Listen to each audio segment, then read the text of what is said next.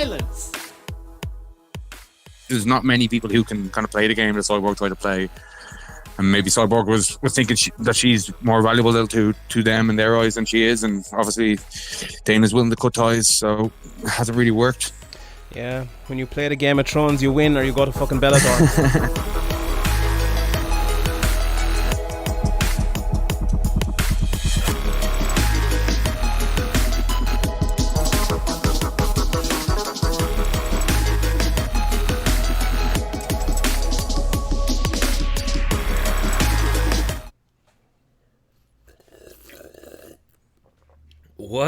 What up, everybody, and welcome back to yet another morning edition of the Sound of Violence podcast.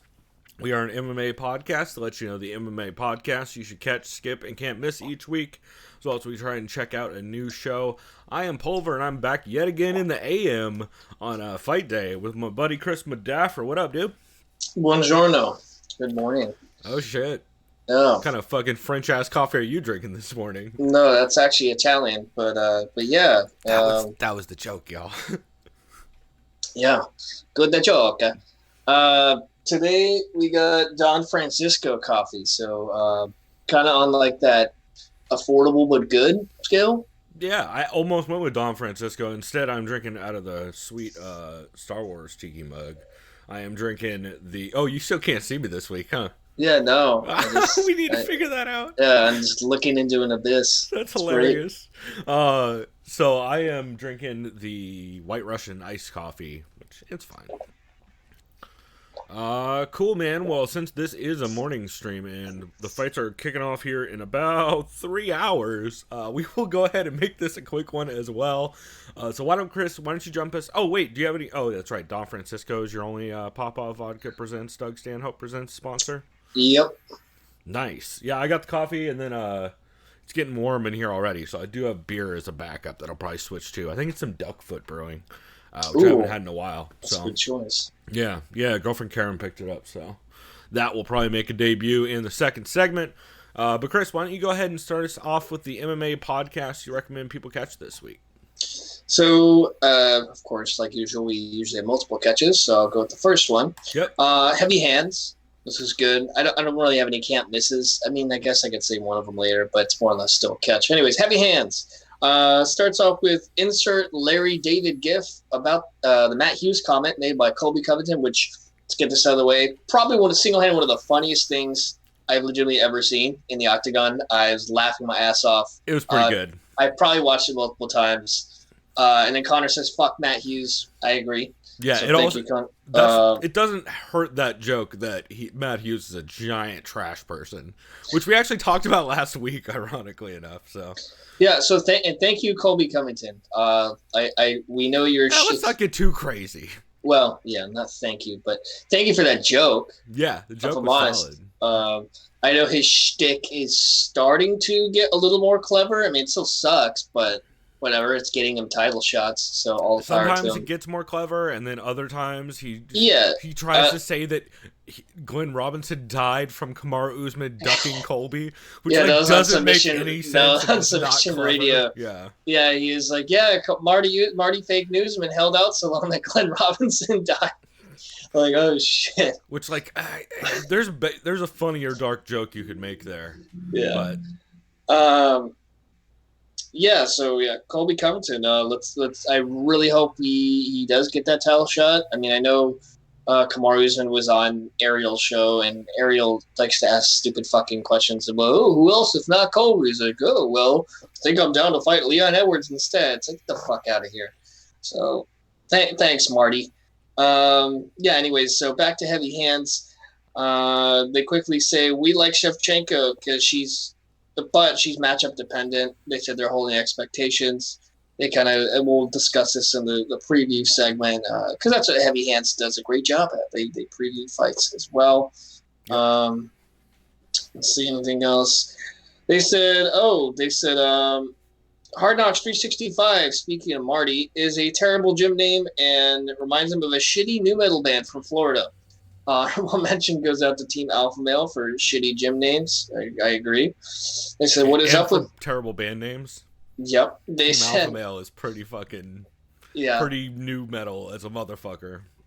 Sounds like Jamie Josta from Hatebreed or some shit would be like his cousin's band or some shit. And shouts out to Matt Brown, who loves Hatebreed. Matt Brown has weird taste in music. Yeah.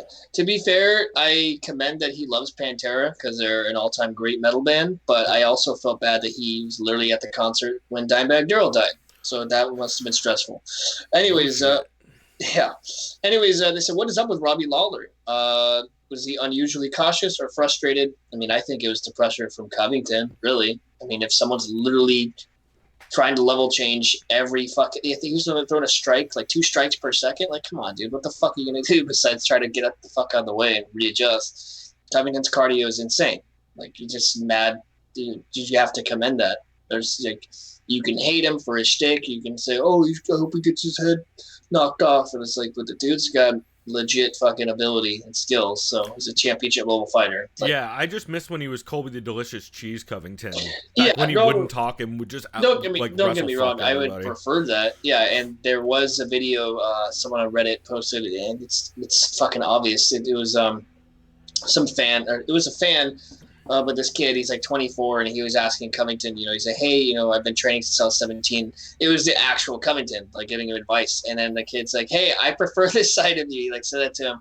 And then Covington was like, "Yeah, but it doesn't sell." So, it's just like, well, no shit. So, yeah, we would all like the Delicious Cheese to come back. If he wins the title, I doubt that, because then he'll probably just go full on Colby train, Trump train, get out the way mode. So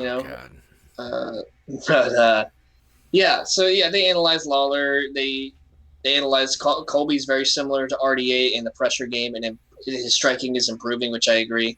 And Lawler just got stuck in like that super defensive shell the entire time. Yeah, and then they said Usman versus Covington is very interesting because they think Colby's striking is way better.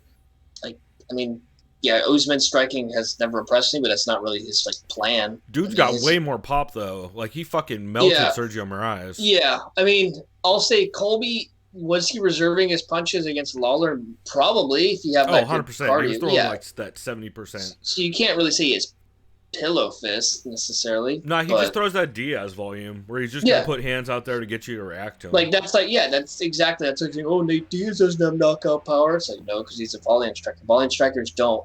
Also, he knocked out Robbie Lawler with a jab, so some power. Yeah. So sure. And Covington was ripping hard shots to the body. If he wanted to knock out Lawler, could he? I don't fucking know. Maybe. Dude, Lawler's tough as fuck. Yeah. So, and then the last couple notes I had, they talk about in one so far, Eddie Alvarez and DJ have fought dudes way bigger than them. They said Mighty Mouse is looking pretty shredded versus WADA. They said, which is an ironic sentence. And then they said the fight reminded them when Tim Elliott had fought Mighty Mouse. I caught some of those highlights. Good on Mighty Mouse and Eddie. I'm cheering for those dudes. Yeah, for sure.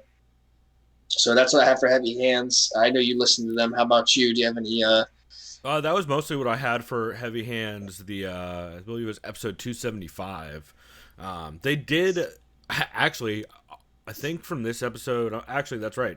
From this episode is going to be our clip on the break of Phil McKenzie talking about how excited you guys should be for this weekend, which is real funny. So I'm excited to play that clip here on the break. But actually, for my catch this week, it is also a Heavy Hands episode. It is Heavy Hands bonus episode 41, which is on their Patreon page. They specifically do extra episodes every once in a while, and Conor Reba sat down with Mookie Alexander to talk about the death of Maxim Dadashev and just how to reconcile being a combat sports fan when people die doing this shit. And I just thought it was a really thoughtful and interesting interview where they just Mookie walks through the fight and they talk about Buddy McGirt's speech in the corner and it being the first time Mookie covered a fight where there was a death in it. And it's just an interesting discussion about CTE and it being a matter of when, not if, we're going to see a death in major promotion in MMA. And just ideas, what ideas they could come up with in regards to making everything safer, which is tough and kind of impossible. So just an interesting discussion, and it's one of the few times that you kind of take a step back as a combat sports fan and be like, yeah, motherfuckers die sometimes, so maybe we need to not just be like outwardly saying we hope Colby dies in there kind of shit. No, like if people actually have like that real intent or tone, then it's like I think you need some help. So, or maybe you I don't know. should There's a couple fighters I wouldn't mind. I wouldn't mind watching die in the ring, but I mean, it depends. But I mean, it's tit for tat, right? Just kidding. No, but yeah, just kind of maybe pump the brakes on how you watch fights or what your emotions are when you're watching fights. Right. Yeah, just kind of or probably I feel like those might be people who heavily drink while they watch fights. That probably checks out. Or no, you know what? No, they're probably just powdering their nose. Let's say. Right. They're probably not smoking a bunch of weed. Would be my first guess. Fuck no. They need weed. Right. They need to calm down. Like for me, I mean, I'm just having a beer if I watch like a big pay-per-view. But like for me, if it's a fight between two fighters that I like, I almost get stressed out. Like I just get like this adrenaline. It's like I almost get like anxiety, dude. I'm just like fucking constantly like fuck. Like for me, it was when Cowboy fought Ferguson. I was like fuck. I don't want these guys to lose. Or when Max fought Poirier. You know what I mean? I just get like that natural adrenaline. Like god damn it. But yeah, it's still exciting. So, yeah. Damn, that plane sounded like it was trying to land on me, son. Yeah, it's just an interesting episode from Heavy Hands overall. They don't do a ton of Patreon content, but the stuff they do is really good. I know Connor's been doing some boxing kind of recap stuff, where he's been watching some. I believe he's just doing stuff on Pernell Whitaker right now.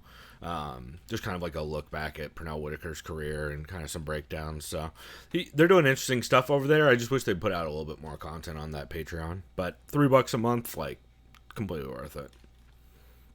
Yeah, that's awesome. That's what matters, man. Right. Get what you pay for. So, cool, man. Well, so you said you had another catch?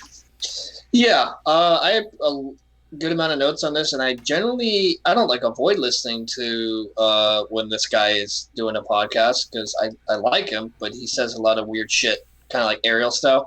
Anyways, it was yeah. Lucky guess. Yeah, yeah. I'm guessing this is Jerry MMA show episode. I like it. I liked it. Brendan was pretty. What episode? He was good on this 74. Brendan's drinking whiskey in studio, so I'm already. That's probably why he was good on this one. They were drinking Buffalo Trace, some decent bourbon there. It's decent, but like it's very low end of decent. Yeah, I don't understand. Call it decent for its price. Like I don't understand Rogan and them's taste in whiskey or in booze in particular in general. Like, I forgot this. Does Rogan drink beer? That was what I was about to say. Is I don't understand how Rogan's two favorite beers that I always saw him drinking in studio were Heineken and Deschutes Black Butte Porter. It's the weirdest combo of two beers. I like that he likes that Deschutes because that beer is great. It's a great beer. That's a fucking weird combo. Yeah, it's very weird though. I don't know. Like they must have just shipped him like a crate of. You know what's funny? I can definitely, and I like this beer. Don't get me wrong. I could definitely see Brendan being like, "Hey, have you ever had like that mango cart from Golden Road? It's so good." Yeah. No, that dude does not like real booze. I believe his drink of choice is Campari on the rocks. Which who the fuck does that? That's literally for like Italian stuff, like a Negroni or some shit. Like you make like what the fuck? You basically just for Negronis. I don't know what. I know that there's Campari and other things, but it's all Negronis as far as I'm concerned. So yeah, weird. Okay. Anyway, back to Jerry MMA show. Yeah, so they talk about Colby. Colby Covington was huge, for most podcasts for good reason. They said if you don't think Colby is for real, shut the fuck up at this point. I mean, yeah, like you just got blinders on. Actually, I could have made a really good joke there with blinders. I mean, if I want to talk about Mike Perry's girlfriend, but never mind. That whole thing with Colby. Anyways, the pace Colby does for 5 rounds is fascinating. Brendan loves how everyone is playing into Colby's gameplay. I mean, not everyone, but gullible people, I guess. Mostly Kamaru. You probably saw that post-fight thing, right? The interview. Oh yeah, fucking I've stopped, I should say, watching any of the post-fight content on ESPN. Yeah. I'll take It's your so sandwich. brutal. Yeah, it's what? Come on. And then the way that security guard was holding Kamaru was pretty good, though. That was funny. Yeah. Yeah, they're day drinking, having Buffalo Trace. Kobe didn't make the fight look close at all. They said Kamaru needs to train with cardio guys. Oh, I think they meant he needs to be in the pool. Oh, because his knees are destroyed. That's right. Yep. Fuck, that's a good point. Yeah, they were talking a bit about how it's going to come down to cardio probably a lot of that fight, and with Kamaru not being able to do a ton of road work because his knees are so trash. But dude's cardio is already insane. It's great. Yeah. So. Yeah, they. It was kind of surprising coming from Joe. He thought the Hughes comment was impressive. Yeah, and then they're talking about the shtick, like, oh, talk to Cam Hanes from ATT. You know, Kobe is a great guy. It's like, we know this. Like, I get it. People reiterate this sentiment because they say, like, casuals, right, or someone that's listening to Joe Reed. You know, I saw so many comments, dude, on YouTube, like, oh, I actually like Kobe now. You know, it's just like, okay, you know. Yeah. Yeah, this episode was kind of all over the place also. Yeah. Like, there's a lot of talk about cars and fucking comedy. Like, anyone wants to hear Brandon Schaub talk about stand-up right now? Yeah, Darren Till needing to go to 185. Yeah. A lot of talk about how Ballin' Chappelle is. Yeah, exactly, right? Because, Joe was on that tour with him. Yep. Brendan talks about Luke Rockhold. He says he's making bank and busting nuts. Sure, Brendan. That's the most Brendan Schaub fucking... Yeah. You could take that quote, and even if he didn't say it, people would totally believe he said that. Yeah. They're talking about Stipe versus DC, which is next week, and that's going to be very fun. Yep. I will have the pay-per-view. Come on over if you want. Nice. Yeah, I may do that. Yeah, so they think if Stipe wins against DC, they think they'll definitely do John Jones or Stipe. I don't know. It depends on what the fuck John's actually going to do. John's already said he doesn't want to go to heavyweight. I think he said it's all about the money. I mean, so he's fucked around. I don't want to go to heavyweight because Francis Ngannou's there. So yeah. Okay, let's talk about DC. If he wins, he calls out John. I think he retires, but that's just my opinion.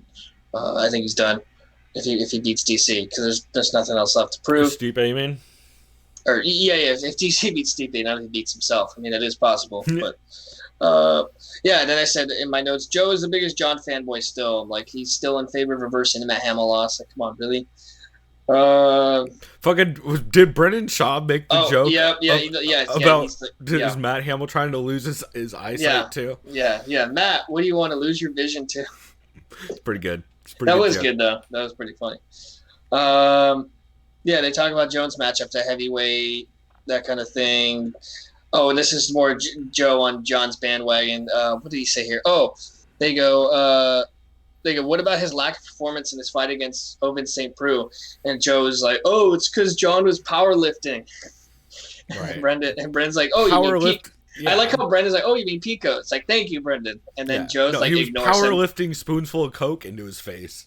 Yeah, and then Joe literally goes, I don't know, whenever Picos or steroids are mentioned. It's like, dude, we get it. But then he also tries to say that he has it on good authority that Coke is generally laced with or cut with creatine that's laced. Oh, so you're saying, Joe, that you sent him the Coke with creatine? Okay. Right. Yeah, because you're the good. To be fair, as we've talked about on this show a lot, 100% people do cut Coke with creatine. I know people who have cut Coke with creatine when they sold it. It wasn't bad. It was all right. Yeah. A little bit of a burn to it, but it's not as bad as like caffeine. Yeah, no. Just little stings the nostrils a little longer. What did he say? Oh, yeah, he backs the tainted. Yeah. Dave Chappelle. And then, Ashley Larry was the MC. Sounds like a great comedy show. Yeah. That's what I got for that. I thought it was solid. Other thing they talked about on that episode. Oh, actually, because I didn't finish it, so. Is, Rogan had a great segue where they were talking about, I believe it was John and Blow, and then they segued, speaking of performance-enhancing drugs, let's talk about Cyborg's situation, which is pretty good. And yeah. This is where I will go on a goddamn tirade about everybody being a giant pussy and not just saying it's Ray Elby's fault. We all know it's Ray Elby's fault. Every single one of the fucking podcasts have gone out of their way to say it's her team. Fucking Joe Rogan and Red Band are brave enough to say specifically it's her boyfriend, but nobody is shouting out that it's specifically Ray fucking Elby. So shouts to Ray Elby for officially and finally ruining Cyborg's career. I've been saying for fucking years that he is the worst thing to happen to her career, and he officially made it super legit in that he is the reason she got cut. So congrats to Ray Elby on a more terrible PR. Also, he's the one DMing everybody links to Cyborg's videos every time, and he's the one on Twitter asking what kind of fucking ice cream you like, because that's what Ray Elby thinks social media is. Yeah. So, I just got really annoyed all week long. Every single podcast, they all know exactly who he is because they all have to deal with him because he's the manager. So he does all the PR relation stuff. They all talk to Ray specifically. They know it's Ray, but nobody will say his fucking name. They'll just keep saying her team, which is just Ray and like whoever she gets to do video editing. Yeah, and say, what am I going to do? I'm going to do on my next Instagram story, do a little poll. What food should I eat for lunch today? God. What?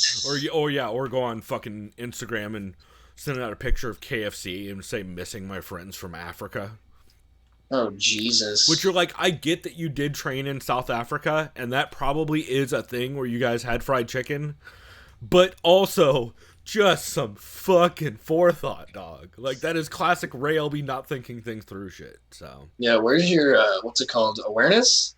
Yeah. Right? Yeah. Evidently not. Never mind. I'm not even going to make that joke. But yeah, I just got frustrated. And it's insane to me that Joe Rogan and Brian Redband are the only two people who actually will straight up say it's her boyfriend that did it. Yeah. Because how the number one, I don't even know how the fuck Brian Redband knows about it. Redband doesn't follow MMA. He doesn't really follow sports.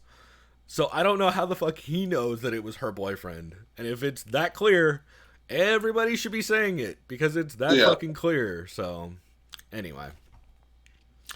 Yeah, so that was Jerry MMA show. Oh, also they talked all... So this one was actually almost a skip for me, just because so much of this episode had to do with comedy, cars, and mass shootings. And that'll bring me to my skip in a second. We might have the same skip then. Yeah, we do. We have to. Let me two guess. reasons. Is there a rattlesnake involved? Is the rattlesnake Puerto Rican? Oh, of course. How'd you know? Yeah. We'll get to that in a minute. But let's see. Did you have any other catches for this week? I have like mentions and shit. Okay, we'll get to those then in a bit. Yeah. Well, then that leads us in perfectly, actually, to what sounds like both of our skip for this week. I'm guessing, Believe You Me, episode 151, where Luis J. Gomez and Michael Bisping decide that on their MMA show they're just gonna talk about mass shootings for like an hour. Yeah. See, that's why I didn't have. I just said mass shootings talk in the notes and. Oh, and Lewis's friend dying was the other fun topic. Yeah, he like gets stabbed. I was like, "Fuck, dude!" Yeah. So, they talk about Cyborg production team, that whole shit. Jim Miller, congrats to him. Yeah, congrats to Jim Miller. Lewis was at the fights last week. He said he almost won $10,000 of a $150 bet. He said hookers and cocaine were in order. I mean, yeah. Yeah, but also he said he almost won $10,000. He got like 3 or 4 legs on that parlay wrong. Oh, then he's an idiot. Yeah, because he said he bet every underdog, and most of the underdogs on that card lost. So, I don't know. Lewis is classically the guy who's like, oh, I almost hit this parlay. Gorgeous George does this sometimes, too. Oh, I almost hit this parlay. Oh, except 2 of the 4 lost. But the first 2 were in a row, so it made me feel like I was going to hit the parlay. Yeah. I don't get it.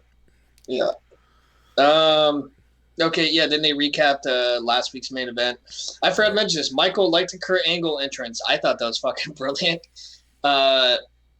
Yeah, I remember in hindsight when I saw that news that Colby was going to do the theme, I'm like, whatever. But that was actually pretty, like almost exciting. It makes sense, yeah. It's so fucking, like, the whole "you suck," like, that was great. And I think Aaron Braun, I hate the fucking Kurt Angle "you suck" thing. It's so goddamn campy and dumb in pro wrestling.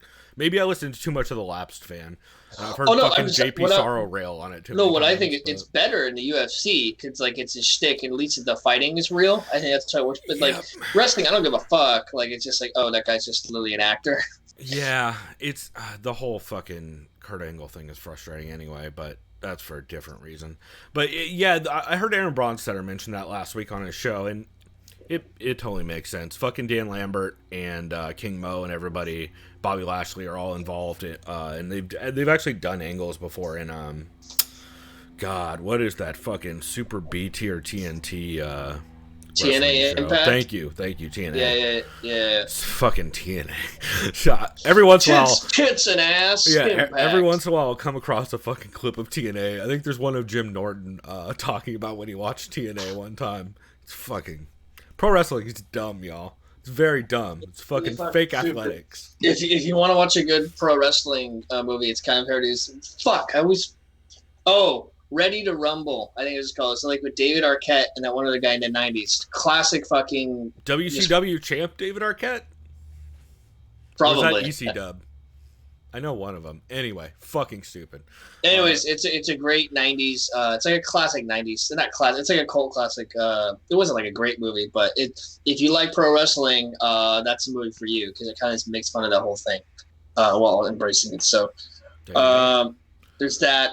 And then the other reason why this is skip, it's like you guys are making constantly fucked up jokes about mass shootings and other stuff, but then you don't like the Matt Hughes dig. I know, and really, Lewis, really, and then how is Lewis, that not fucking hilarious? And then Lewis is gonna get all pompous and be like, "Well, hey, I'm a professional comedian. It's my job to say fucked up things." I know that was the best, most ironic thing I've Colby ever. says fucked up things, it's not his job, so. It's like, no, part of being a comedian is you're literally getting away with fucked up shit because it also makes you laugh. Like, Right. I have a very dark sense of humor as well, and I'll say it because I think, like, yeah, do I think it, like, do I sincerely think it's hilarious? Maybe if I'm like if I made a mass shootings joke, I'm not because I fucking actually think it's funny. It's like shock comedy. It depends, but I'm not like sincerely saying, "Oh, I'm glad it happened." Like, no one's like saying they're glad that shit happened. Like, fuck Right. no, I hope not. No, But I think it's a joke. Yeah. If it makes someone laugh, that means it's funny, right? Right, I mean- exactly. Well, and also, like, To an extent. Don't get me wrong. Like, also, I know, I heard a couple yeah. people bring up this week, which I think is true, that Matt Hughes and Dan Lambert are good friends, and they probably had a discussion about that before Yes. Colby did it. Thank you. Yeah, Which he even, also, you see Hughes' reaction too. Like he wasn't even mad. Also, I don't know about you guys, but I doubt that Matt Hughes is just watching fucking a random UFC fight night card. Like, my guess is they totally cleared that with him ahead of time. Oh, they did. There's no way they didn't. Yeah. So. Oh, frustrating. Also, on top of that, they did another fucking mid-sentence ad read on that episode, which, Jesus fucking Christ, drives me nuts. And I get that you sell premium ad-free versions on your Gas Digital fucking whatever platform, but Jesus Christ, don't punish people for trying to listen to your show just because they don't pay for it. Fucking Doggy. All you have to do, doggy, is fucking baby boy. All you have to do is throw to your fucking commercial. It's very simple. Just be like, hey, we're going to do an ad read and then we'll talk about this. And then just do your fucking ad read. Don't be like, oh yeah, that's crazy. Blue Chew. Yeah, right. Do you need performance enhancement in the bedroom? Oh, doggy. It's fucking... Yeah, he's like, doggy, he's like, I'm coming everywhere now. Yeah, fucking Lewis. God damn it, that show. Yeah, so that's why it was a skip.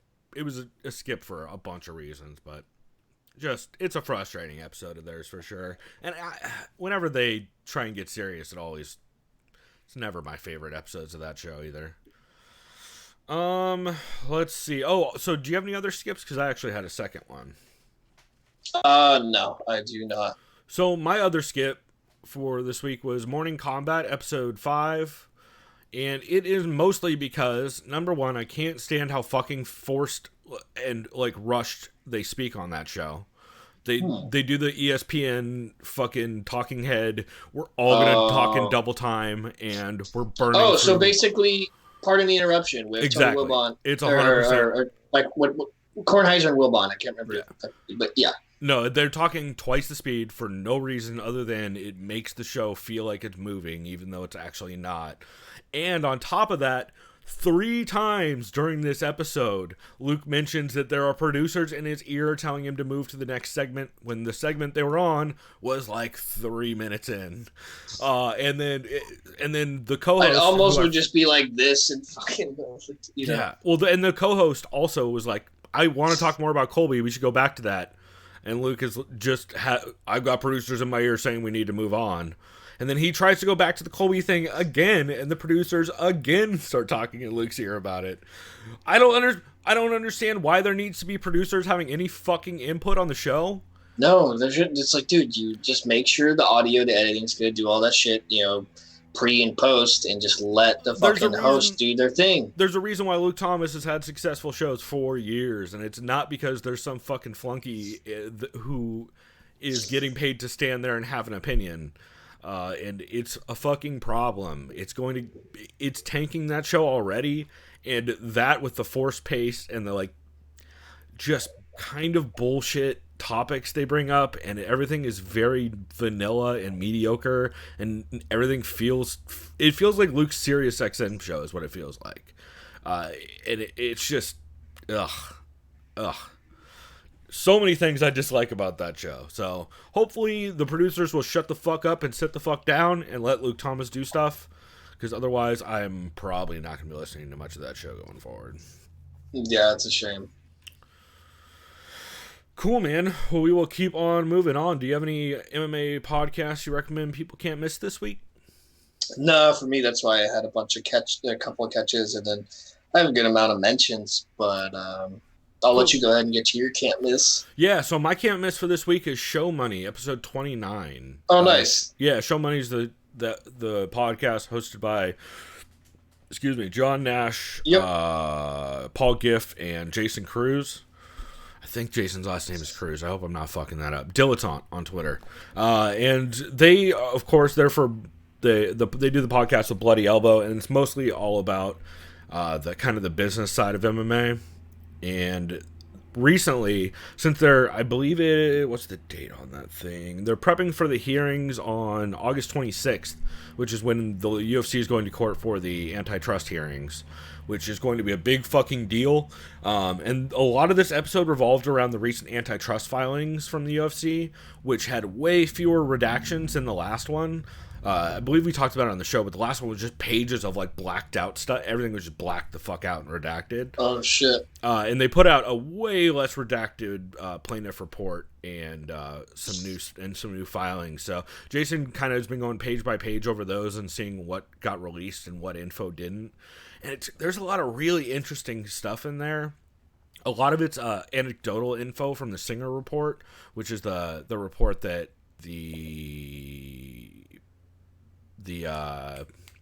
I forget who the group is that's filing it. It's the one with John Fitch and everybody who's in the antitrust suit.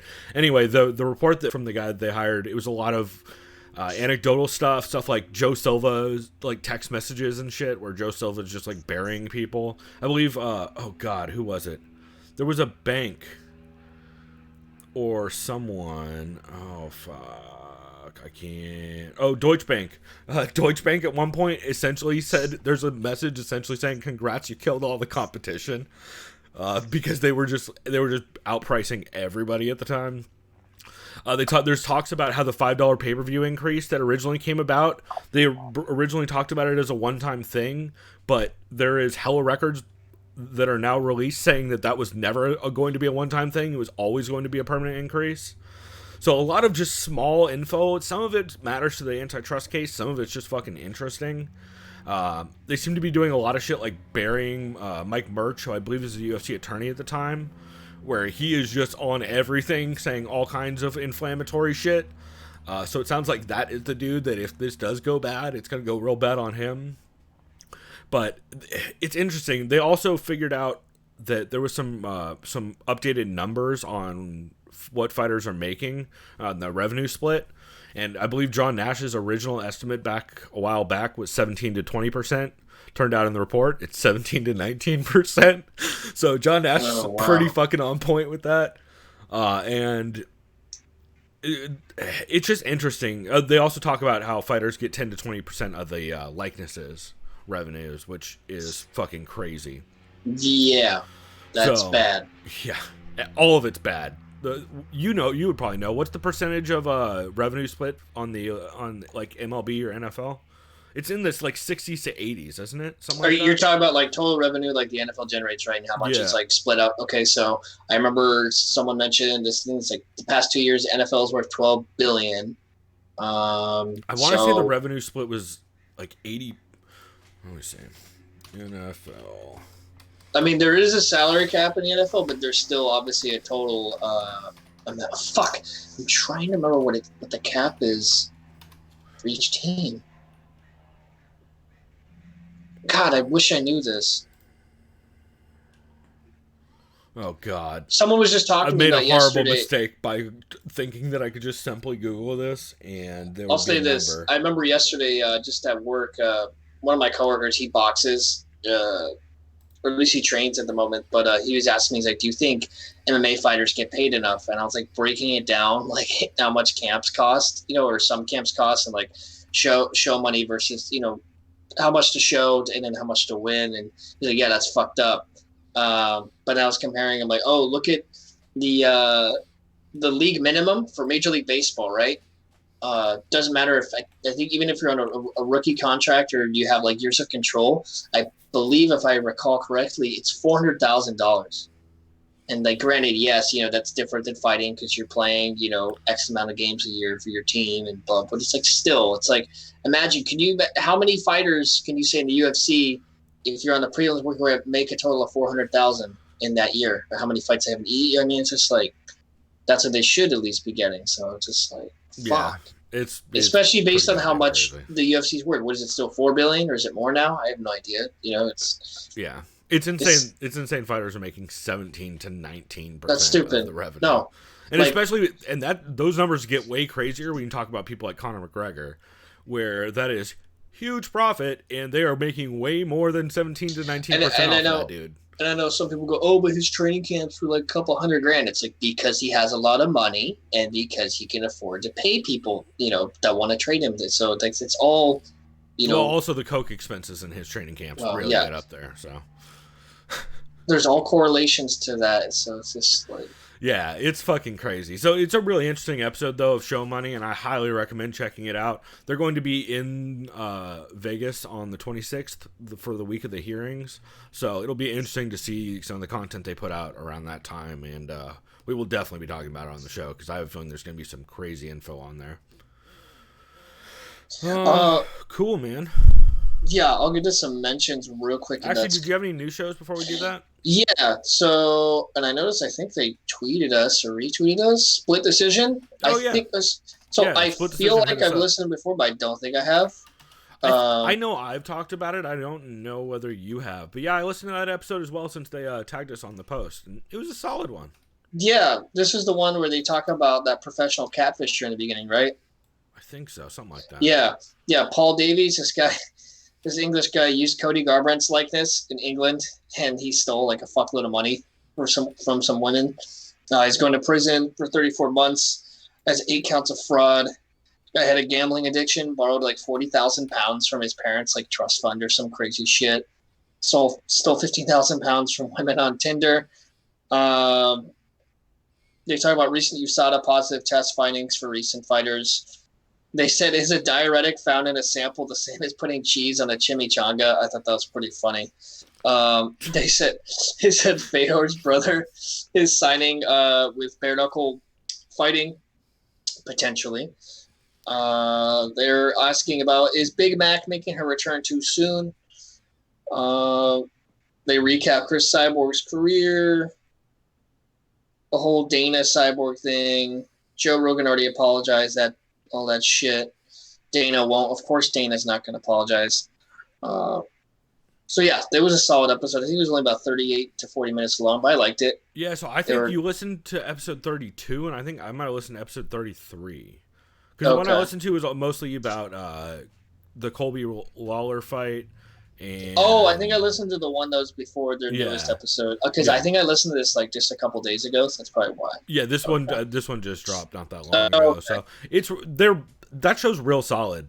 Phil the MMA dude and the Fight Geek. The Fight Geek's audio is a little rough. I'm not sure what their recording setup is like, but he's a little bit speakerphony, for lack of a better description. He just sounds a little distant and a little bit muffled, but it's not terrible by any means. It's super listenable. And they talk about how Colby couldn't even get through the Matt Hughes joke without stuttering and fucking it up, which checks out. It's pretty good. And then they do some breakdowns and do some listener questions. So I really liked it. I thought it was a solid episode for sure. I also listened to a new show this week, and that is The Electric Hour, episode 6. So they start off with one of the hosts, JD, talking about competing at NAGA last weekend, and they break down his matches, and he talks about having a huge adrenaline dump and dealing with all that. They also talk about going to the John Jones meet and greet, where that was one that Corey Anderson dropped in on. That must have been fun. Yeah, they said it was pretty interesting. They also got credentialed for PFL 6, which is interesting. Nice. I do believe that pretty much everyone can get credentialed to PFL, from what I understand. It's like if you want to let's get just into... tweet Ali and then we're in. Well, no, that's if we go, we're gonna get assaulted. But if you, as a listener, have a show and you want to get credentialed. Yeah, no, you're right, because then they're like, what is this Sound of Violence? Let me listen to the episode. Every episode, we're just shitting on Ali the whole time. So it's or they look at our Twitter where I've just retweeted Mike Russell and everybody dunking on Ali all the time. I'm not trying to get ran up on and then have Ali held back, but fucking probably not going to any PFL events. Or he could punch me and then I could sue him, I guess. I don't know. Dude, good luck suing Ali. Well, that's a good point. If he can escape the FBI. And child support. Yeah. Or as Uncle Hinacho say, child support. Support. Carajo. Yeah. Exactly. That's right, Paul. All right, so let's see. Electric Hour. So after they talk about the PFL, they do some fight announcements. And they talk about how many contracts Dana's giving away in Contender Series and kind of how it's starting to feel like it's adding to the bloat of the roster a bit. Yeah. Which is kind of a decent point, but a lot of those people end up being fill-ins and get thrown to the goddamn wolves, as we've seen. And then they do a little bit of talk about the UFC Newark card and how bad the ratings and fights were, in their opinion. And they have an interview with Cody Stamann at the end. Pretty solid. I liked it overall. For only being 6 episodes in, it's pretty good. Nice, man. That's what's up. Yeah, I think I'd mentioned it. I had listened mostly to, it was new also. I tried to catch it last week, but I couldn't. No Shame podcast with Patty Holohan. Oh, yeah. It was solid. He talked with this up-and-coming Irish MMA fighter named Richie Ivory, and they just kind of talked about what got him into MMA. And I only had a couple notes because it was on YouTube. Mm-hmm. But he just made the point. That's like the only real note I have. He said he got into MMA when him and his girlfriend watched a DVD of UFC 40, Tito versus Shamrock. So it's like, yeah, man, sometimes all it takes, you just watch some UFC and it's like, I want to fight. So I thought that was great. But no, it's a pretty well done podcast. I like Patty. Yeah, I do too. He's a good host and he's a super smart dude. Like super smart. Yeah, very articulate, respectful to the guests.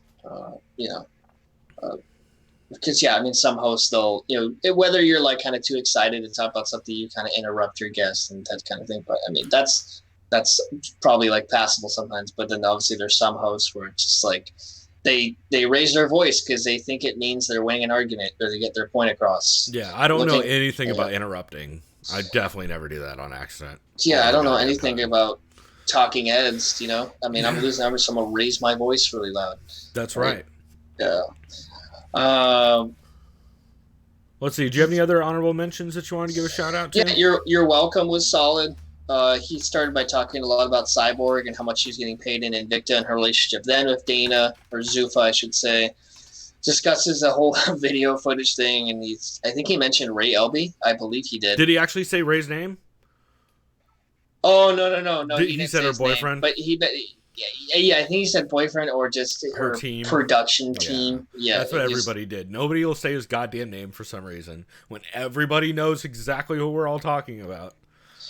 Yeah, and then talks about when John Jones disrespected him on live TV during an ESPN segment. He's like, I felt like I wanted to get up and punch John in the face and just walk off set.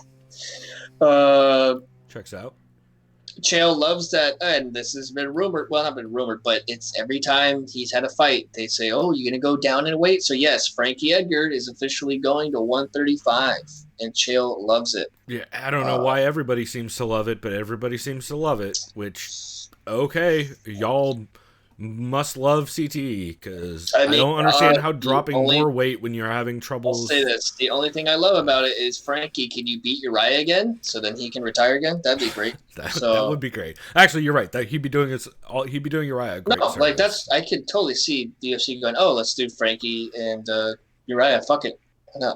That actually is the most reasonable fight for either one of them at this point. So let's do it. Like, I'm serious. Like, please retire Uriah, and then after that, I don't know what'll happen, but yeah. But yeah, that's all I have for more mentions right now. Cool. So some of the ones I had. Let's see. Severe MMA episode 221. You actually heard on the intro. Sean Sheehan explaining that Cyborg's terrible negotiation strategies and how when you play the Game of Thrones, you either win or you go to Bellator, which I thought was a fucking brilliant line. And he talks about the Kurt Angle "you suck" gimmick and some of the shit, some of the terrible cards that terrible judges scorecards that came across. DJ and Eddie in one, that kind of stuff. Really solid episode overall. Jerry MMA show episode 73 with Jean-Jacques Machado was really good. Isn't that the guy that Joe trains under? Yep. I think. Yeah, that's the guy who gave him his black belt. And Jean-Jacques is like super well known. He's the guy who trained Eddie as well. I mean, he's been around forever and a super interesting dude. A lot of interesting talk about footlocks and like the early days of BJJ and Brazil and the Luta Livre kind of rivalry and all that stuff. It's really, really interesting. I highly recommend it. Bloody Elbow did Shaq from Pull No Punches podcast and an interview with Rosie Sexton talking about how she recently is getting into politics and has been starting an English MMA association with Mark Goddard. So that's pretty interesting. And it's just, I always find Rosie super fascinating. She's one of the smarter people that's ever been in the sport and just very articulate and very kind of down to earth. And I just always find her kind of refreshing. I think she is a much needed voice in the sport. Slip and Dip episode 109 was solid. Jeff Neal bald, so he got the call as it works on that show. Stephen Warman Wright also called in to talk about the resurgence of heavyweight boxing and Colby's win and some of his gimmicks. Vale Chudo Awa, episode 19. With Gary Tonin, right? Yeah, Gary Tonin called in, making it's a lot of just making fun of Gordon Ryan for a while, making fun of Nicky Ryan. And then it just goes completely off the rails. Not really at all MMA related at a certain point. Like Hinach is just talking about, or maybe it was Gary Tonin. One of them talk about how women can't get shit-faced and then rally back in the same night. They just don't have that gene.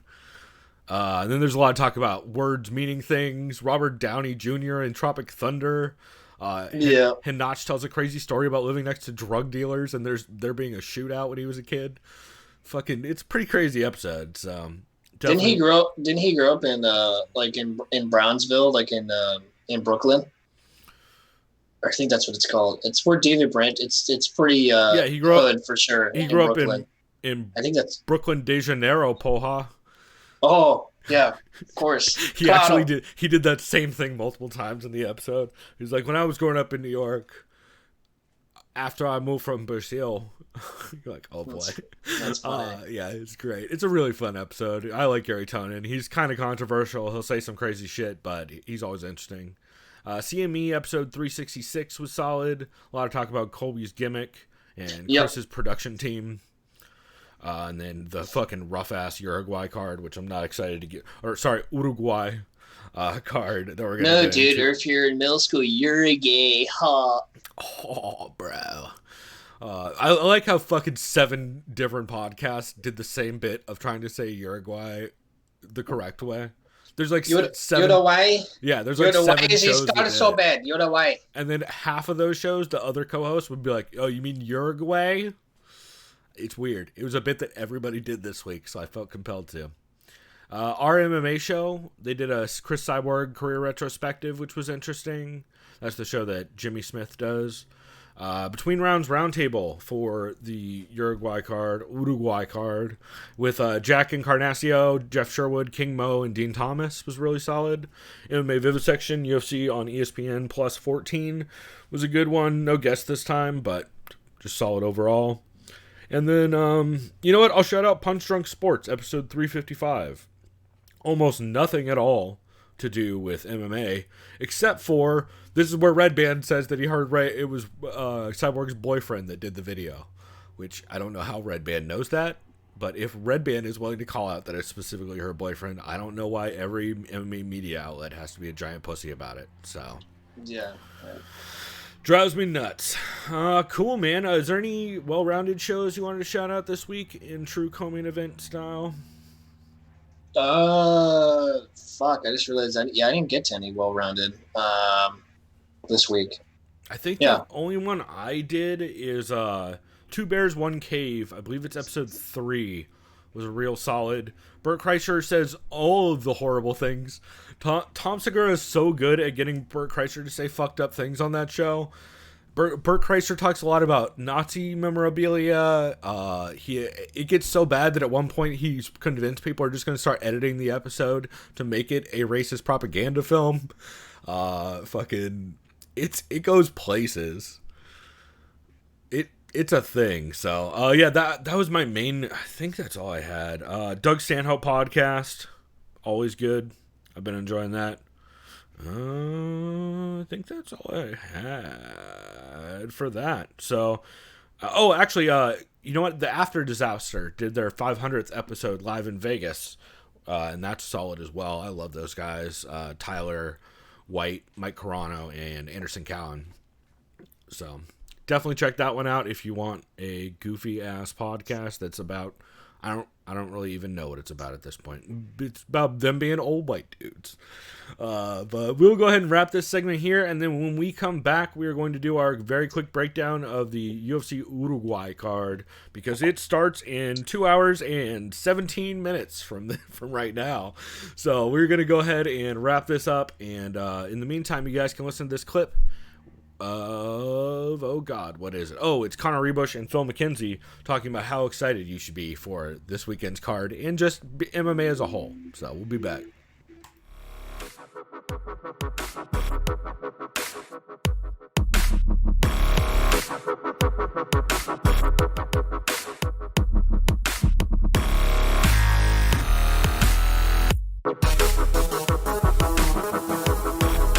Liked by the sound of violence. It's Shevchenko time. Robbie Lawler was just annihilated by a human MAGA hat. Now, think about the crushing moral, the moral horror of watching this show in the first place. At every level, you must hate this sport. Oops.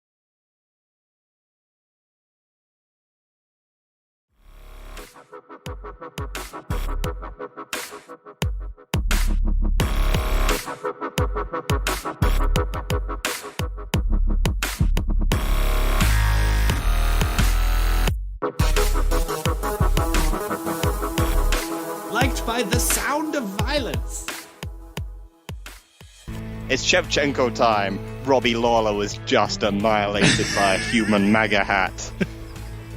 Now, think about the crushing moral, the moral horror of watching this show in the first place. At every level, you must hate this sport.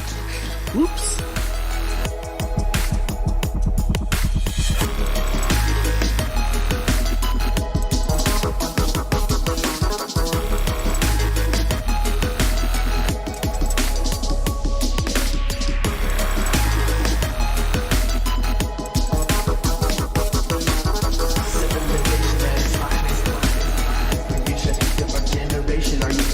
About it all.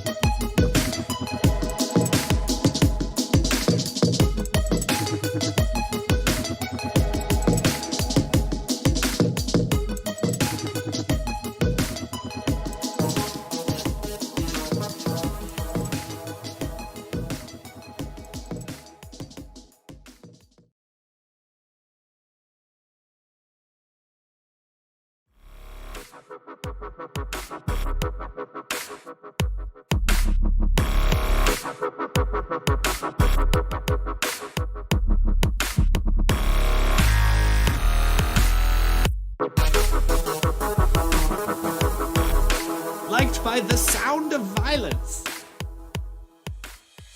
It's Shevchenko time. Robbie Lawler was just annihilated by a human MAGA hat. Now, think about the crushing moral, the moral horror of watching this show in the first place. At every level, you must hate this sport. Oops.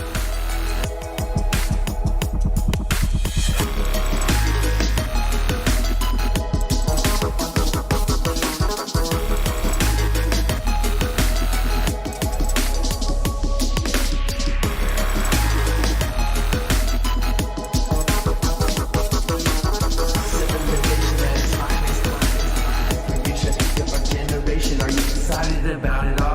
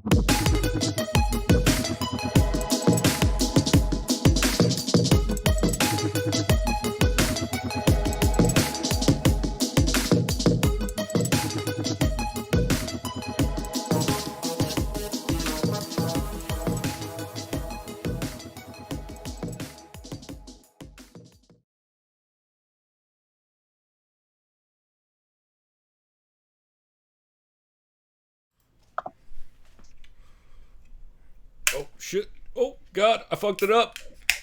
Oh, God, and it went Oh, everywhere. no. Well, we're good back, start. you guys, Yep, and covered in beer. with a great start. We are back for UFC on ESPN plus 14 because we're in Uruguay. Uruguay. AKA for all you non-Spanish speaking people, or if you fell asleep during high school in class, ESPN plus 14.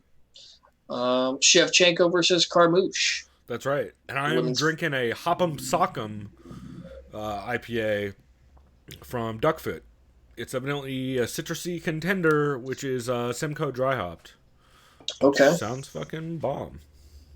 Appropriate for the card. Not really. Yeah, not really. I think I was going with the fight theme. Well, But, it is a robot with boxing gloves as the label on the can. So, ooh, that is bitter as a motherfucker. I guess when you dry hop a Simcoe, that makes sense. But wow, that is, whew, that's like fucking Green Flash West Coast IPA bitter. Wow, I don't mind it though. That's pretty good. Anyway, we're here to talk about this fucking Uruguay card, which it's better than it looks. There's some fun matchups on here. There's no names on here, but there's some fun matchups. Yeah. So let's get right into this. First fight of the night we have is a women's strawweight bout between one of our favorites, Pollyanna Marijuana. That's right. Even though she got rid of the nickname Marijuana. It's, nicknames will stay in our hearts. That's right. She's going up against Veronica Macedo, who I believe is from Ecuador. Sure. I always forget. Venezuela. It's like the Colombian flag, the Venezuelan flag, and the Ecuador flag all look the fucking same. Yeah, it's Venezuela. Yeah, okay. Venezuela's Veronica Macedo. This fight starts off the card, or I should say undercard, prelims, what have you. Last time we saw Pollyanna Marijuana, she is on a current 2-fight skid with losses to JJ Aldrich and Hannah Cyphers. She is 10-3 in her professional career. Veronica Macedo is 5-3-1. Last time we saw her, she got submitted by Jillian Robertson, who looked good, a week or two ago? Yeah. I think she just fought. She looked great. Before that, so she had a pretty decent. I mean, she had good opponents in her first couple fights. Yeah, she had Ashley Evans Smith, Andrea Lee. I don't really know who to lean in this. I'm kind of leaning towards Macedo, I guess. I know Pollyanna's. I mean, they're both tough fighters. They've both been a tough fight. I don't really know how to lean on this one. Yeah, I'm just kind of thinking Macedo, but yeah, I'm going Macedo. The problem I have is Pollyanna Viana against Hannah Cyphers got hit a whole lot, and she I pulled her remember head that straight back, James Vick style, and that is a bad combination when you are a decently tall fighter. And Hannah Cyphers, who is maybe the smallest person we've seen fight in the octagon. No, probably Livia Hinata Souza. Well, no, wait, Zoe Ham and people fought in there. I forgot. But still very small. Hannah Cyphers is very small, and she was able to clip her with an overhand right multiple times because she just kept doing that thing where she pulls her head straight back with her chin up. And while Veronica Macedo is not, excuse me, exactly a monster striker, she will dart in with straight lefts, and she's pretty crisp with them. I think she's probably just going to be able to stay on the outside and pot shot from distance with kicks and straight punches. And I think if they do end up in scrambles, I think Macedo probably ends up on top in a lot of them. And I think Viana's I think her best way to win this fight is to get it to the ground. I think if she does get it to the ground, she's going to end up being on bottom off a scramble. So yeah, I'm taking Macedo via decision. I like it. I agree. The odds on this, for those curious, Macedo is a -127 to +108 favorite. Yeah, sounds about right. I'm not crazy confident in Macedo. I'm less confident in Pollyanna Marijuana, despite her fantastic name. It is a good one. This next fight we have is a men's lightweight bout between Brazilian fighter Alex da Silva going up against Rodrigo Vargas from Mexico. That's right. Last time we saw Alex de Silva was on ESPN Plus 7, where he got submitted via guillotine choke in round 2 to Alexander Yakovlev. Yep. Rodrigo Vargas, this is his UFC debut. Before that, he was in Combate, which is based in Mexico, right? Combate Americas is, right? Correct. Yeah. So we'll see what the hype is all about. I don't have any tape study on this guy. I mean, they're going for the Latin American appeal. You know, this fight's in Uruguay. Yep. But there's a then lot again, of that though, on most this of the card. Latin Americans hate the Mexican fighters, though, so they're probably going to be cheering for the Brazilians. So I just realized that. If you've seen tough Latin America, they don't like the Mexicans at all. Chris, you and I are the only people who've seen tough Latin America, I know. especially after the first season. Yeah, right. Yeah, because the first season was so stacked in hindsight. Yeah. Other ones are pretty good, though, too. The one to Forrest Griffin is pretty funny because it just shows him trying to speak broken Spanish. Right. Yeah, I always like how all those ones always have the weirdest fucking sponsor segments and shit like that. Oh, yeah. Huh? They're like, hey, we've got people from Tecate here to fucking Oh, yeah. do weird shit. Or like, And here, did Ed Forrest Shave Griffin- Gel for Did in Forrest Spanish. Griffin bring him like a fuckload of Tecate? Yeah, I think it was that or some. One of the coaches brought like a fucking cooler of Tecate. Like, drink up, boys. Or like, yeah, thanks, coach.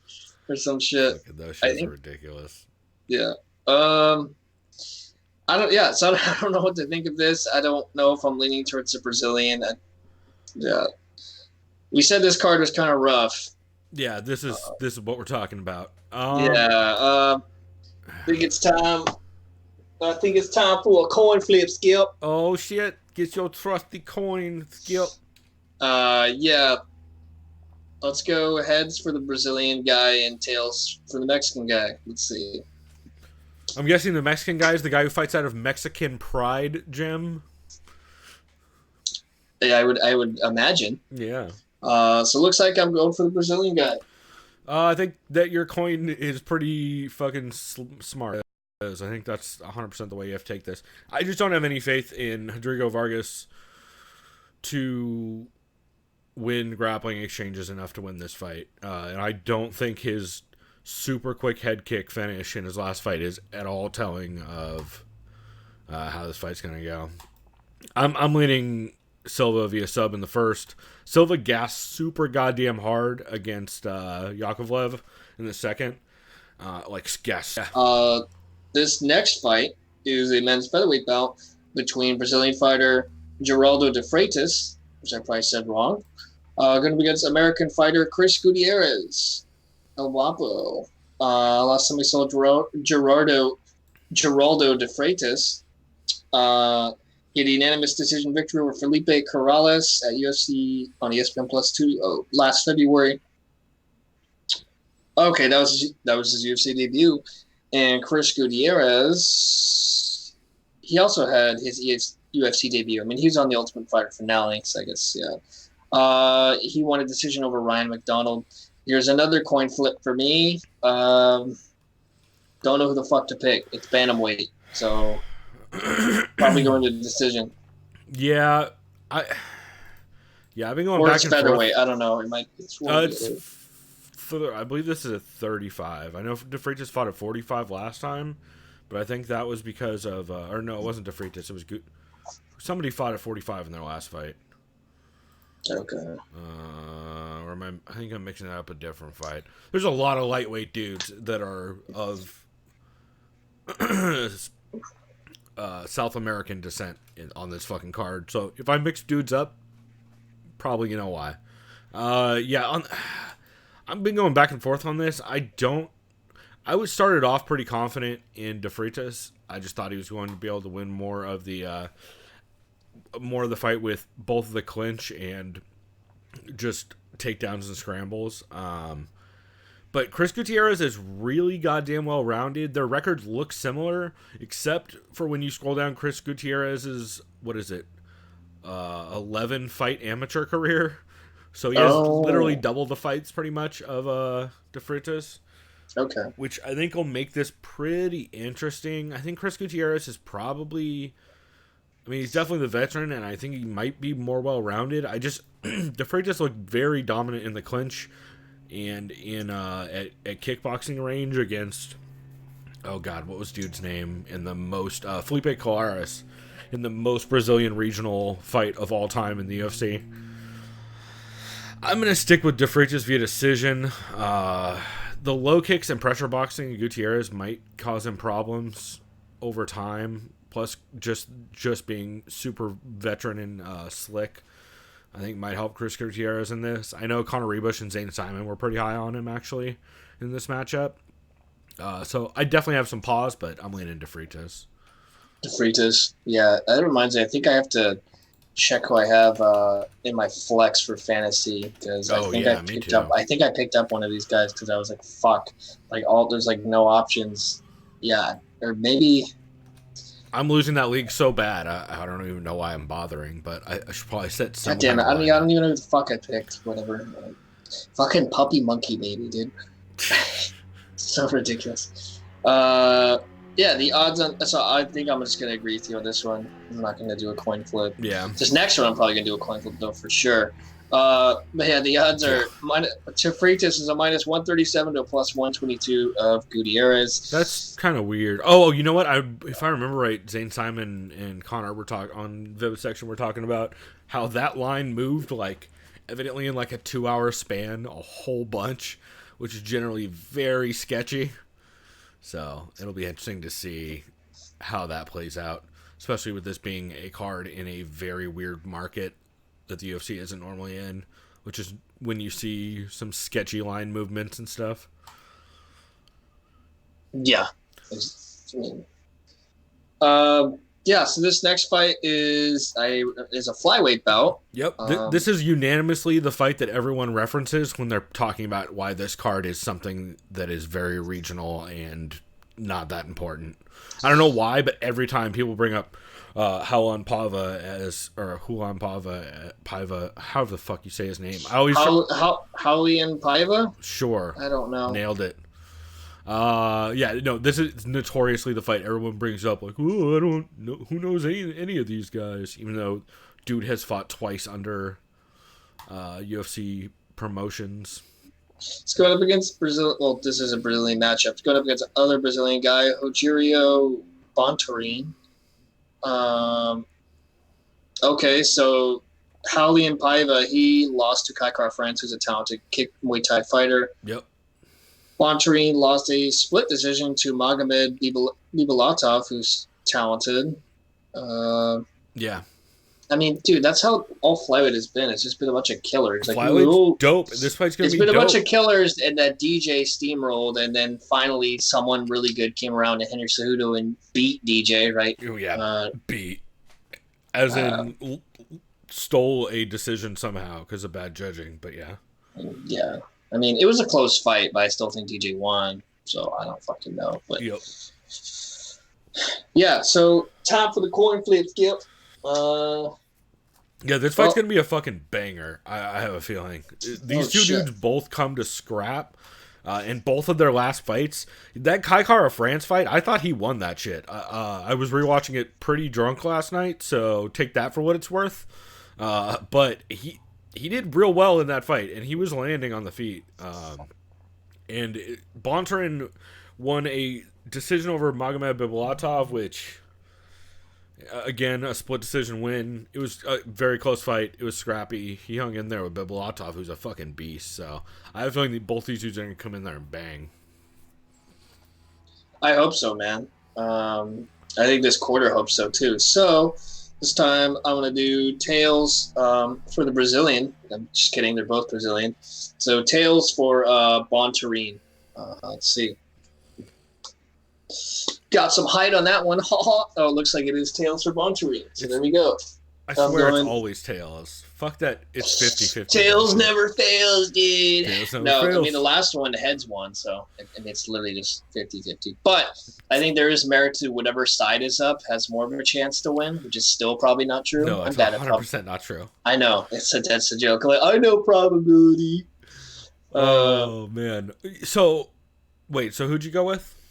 Well, the coin Bontarin? chose Bontarin, yeah. So it's not a bad pick. Bontarin has super slick jiu-jitsu. He did real well in that Bibulatov fight.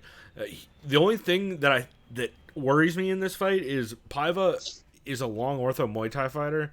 He throws a lot of big right hands and hard uppercuts, and Bontarin ducks his head a decent amount in exchanges in the pocket, and I think he's going to duck his head right into an uppercut eventually in this fight.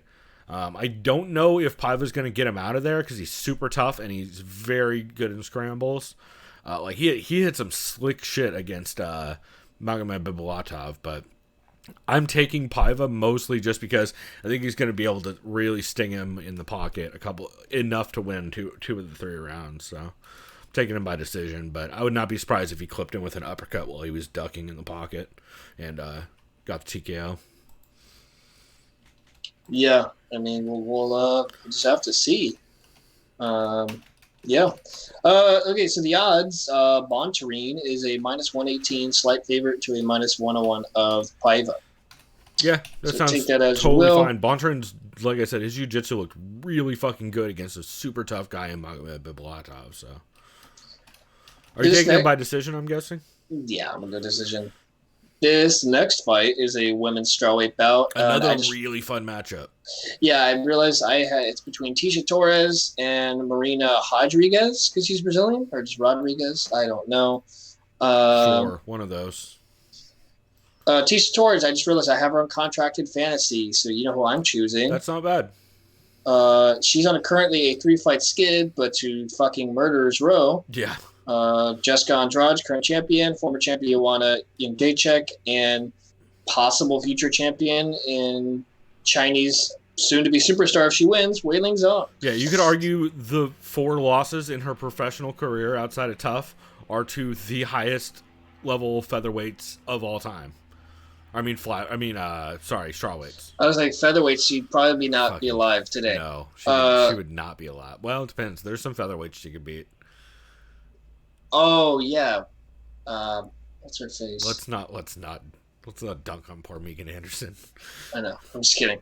I do think. But then again, that height discrepancy's got to go a long way, though. I mean, 5'1" versus like 6'1". Yeah, but Megan Anderson's never met a takedown she couldn't absolutely accept and go on her back because of. That's true. I feel like that fight would be Tisha like shooting on her, and then just like Megan Anderson literally like soccer punting her in the face, and then her head flying off. I think that entire fight would be Tisha holding her against the cage for 3 rounds. But yeah. So basically, like a rabid 5th grader trying to take you down. Just kidding. That's right. It's like you trying to take down Francis Ngannou. Yes, me. Thank you. Yeah, I mean like. Did you see that video of that dude trying to hold that pad and then Francis kicked him? Oh yeah, and then that'd be me times 100. Pretty much. That dude looked taller than you, so. Yeah. So I'm leaning Tisha Torres for sure. I'm very ignorant about Marina Rodriguez. She's big as shit. She's like real big. 5'6". Oh yeah. Like, and she's like 5'6", but she's a long 5'6". Like, if you look at her fight against Jessica Aguilar, she looked huge compared to Jessica Aguilar. If she's big as shit, how many Keurigs is that? Just kidding. Shouts out to South Park. If you've ever seen the episode, it's classic. By the way, don't eat P.F. Chang's unless you want a food baby for 9 months. People are like, what the fuck are you talking about? Just watch the episode. People are like, what the fuck's South Park? How old is he? Yeah, how old are you, dude? It's like, really? Watch Family Guy. Oh, Dude. God. Watch Bob's Burgers. There you go. There's a quality show. Watch Archer, bro. Yeah, I got Tisha Torres by decision because this chick is way bigger than her. Yeah. But I think that's a smart pick. Yeah. I've been going, but this is another one I've been going back and forth on. I think I'm going to lean Rodriguez because I think this entire fight's going to happen in the clinch. Okay, that's a smart pick then. Some things to keep an eye on. Tisha Torres could very likely get eye poked in this fight. Oh, yeah. Rodriguez is very long and likes to stop forward momentum by just putting her hand out on your forehead, which inevitably leads to fuckloads of eye pokes. I think she did it twice in the Jessica Aguilar fight, including like immediately.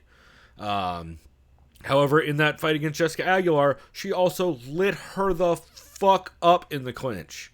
She busted her whole shit open in the clinch, just with big knees and elbows. She likes to throw hard fucking elbows out of the clinch. Really tall, so she's good at banging knees from there. I do think what's going to happen is, I think to close, I'm pretty sure Tisha's going to need to close the distance because I think she doesn't have the range to play an outside kickboxing game against Rodriguez, even though Tisha is very good from range. I just think that the length is going to be too much of a problem. And so that's what makes me curious is if Tisha, I do think Tisha's going to get inside and put Marina against the fence. I don't know whether Marina is going to be able to consistently get the tie clinch like she did against Jessica Aguilar, because that is absolutely what shut down Jessica Aguilar's wrestling, at least early in the fight, is every time she came in, she'd get the elbows super tight on the inside in the tie clinch and just bang away with knees to the body and head.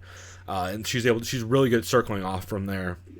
And I think she could absolutely do that against Tisha, especially with the height and length difference. But if Tisha does get her down, I think Tisha can probably hold her down and outmuscle her. I also think Tisha's definitely going to have the cardio advantage. So while I am picking Rodriguez by decision, I think she definitely, I would almost guarantee she loses the third round. I think Tisha will absolutely take the third round off cardio alone and just grit. I just don't know if she's going to be able to consistently outwork her and land more from the clinch range in the first two. So I'm taking Rodriguez by decision, but it could easily go the other way. Also, who knows what the judges are going to look like on this card since it's in fucking Uruguay. So I don't know, but I'm taking Marina. Okay, that's not a bad pick at all. Real quick with fantasy, even though I'm really interrupting our preview, David Branch is out of his fight with Sanchez, right? Because I had David Branch, and I thought I saw that. So, because right now I just noticed Mark De La Rosa is available against Kai Kara France. I like you, Kai Kara France, but I think you're going to get submitted. So, yeah. Yeah. I mean, De La Rosa's got some slick jiu-jitsu, right? Unless I'm confusing him with someone else. But no, yeah, he does. Yeah. Anyways, that's not important. Let me get to what the odds makers think. Oh, that's right. Holy shit, I have Valentina Shevchenko in fantasy this week. Oh, well then. That makes things fun for you. Also, I need to swap out my other pick because I don't think that guy's going to win. Oh shit, there's some people open on this card.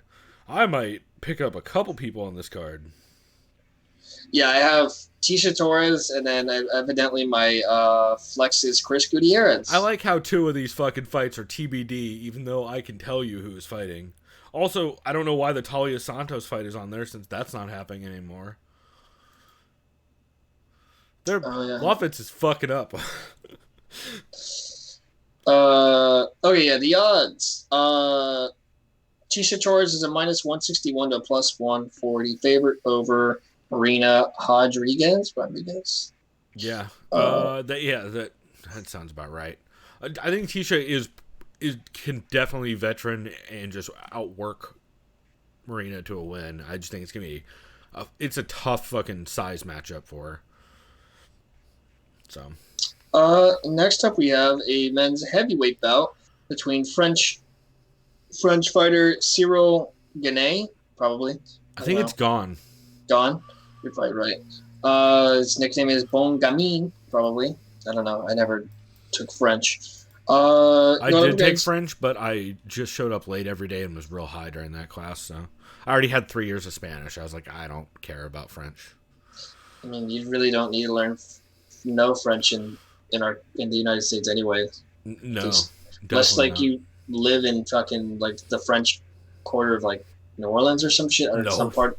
Not even then. No, because they don't speak real French. They speak fucking broken Cajun. Creole shit. Or like Creole. Yeah. That's a good point. Way different. I mean, you will hear French words, but it's generally said in such an unpronounceable way that. Yeah, that's a good point. Les bon temps roulé and whatnot. Yeah. Yeah, he's going up against Brazilian fighter Rafael Pessoa. This guy's making his UFC debut as well as the French dude. Yep. Wait. Okay. For a second, I thought it didn't even show like any fight. I thought it didn't even show like his fights. Okay, yeah. So this French dude has a lot of power. Yeah, he's a monster. Yeah, he looks like a fucking freak. Yeah, and this Brazilian guy looks like he's jiu-jitsu for sure. Because look at his really long arms. So yeah, this goes. I mean, he's got some knock. I don't know. You know what? It's heavyweight. I'm going with the French exactly. guy. I'm going with the French guy. Yeah. He looks like a fucking freak. Good pick. Basically, it's heavyweight, and Gon is really slick outside kickboxing. He switches stances a lot. He does keep his hands low, but he's gonna have a huge speed advantage. He's really nasty in the tie clinch. One thing to keep an eye out for, he has thrown a super illegal knee in his last couple fights. I don't remember if it was the last one or the one before. But it was the one before. It was the Adam Dyczka fight. Just the most blatant illegal knee. So it is heavyweight. And he's had 3 fights. So who knows how that's gonna go?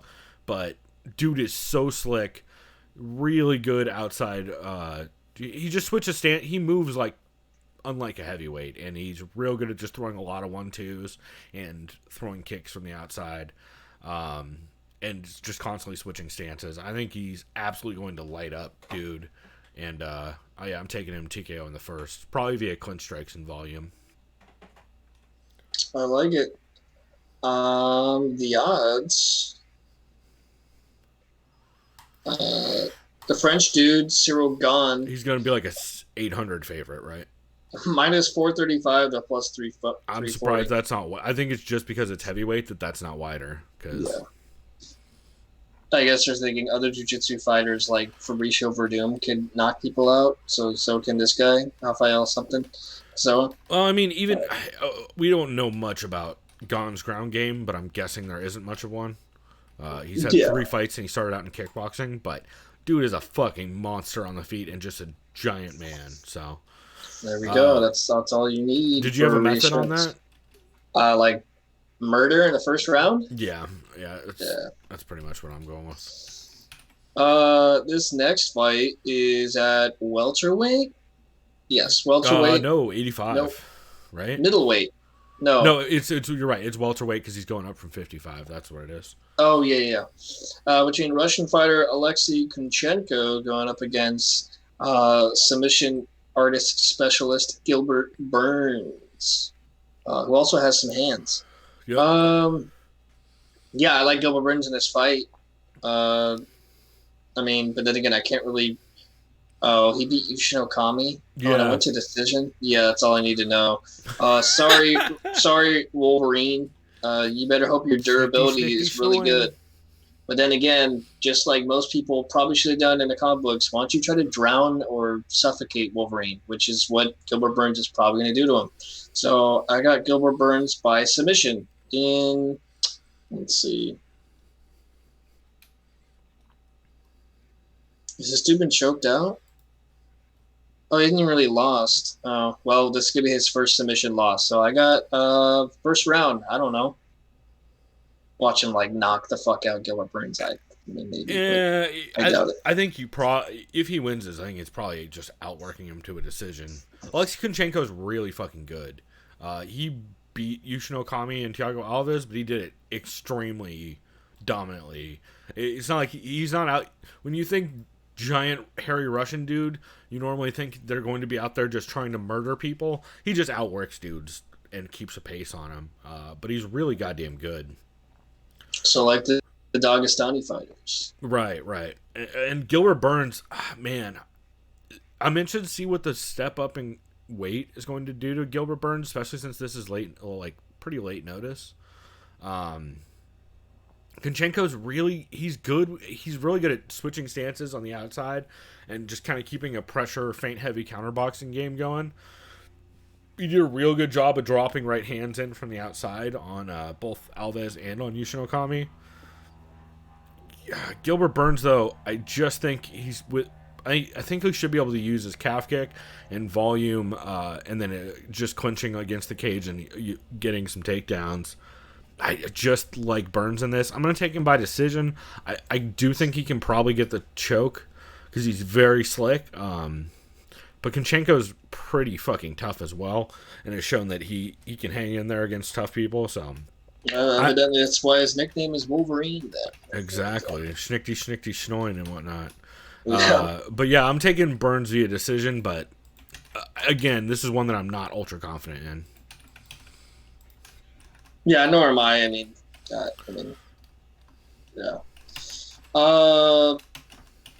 Odds are minus 132 favorite for Kunchenko to a plus 112 go with Burns. Yeah, Kunchenko's been really well rounded, and he's been at the weight class, so I think that's totally fair. Yeah, I mean, for all that, he's probably going to get wrestled. He's going to wrestle fuck Burns or some shit like that, or put him against the fence. So we'll see how wrong I am. This next fight should be scrappy as all hell. Yeah. You got Peruvian fighter Enrique Barzola, El Puerte, record of 15-4-1, going up against American fighter Bobby Moffett, the Wolfman.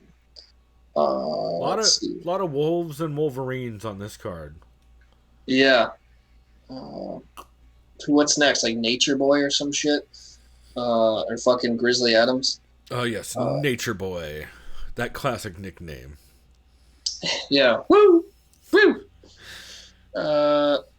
Barzola, last time we saw him, he lost to Kevin Aguilar, who is made of picograms. I'm just kidding. That guy's super durable. And Bobby Moffett. Sorry, I'm all over the place right now. Bobby Moffett lost a decision to... I was going to say he lost a Mitchell decision. Yes, he did. He lost a decision to Bryce Mitchell.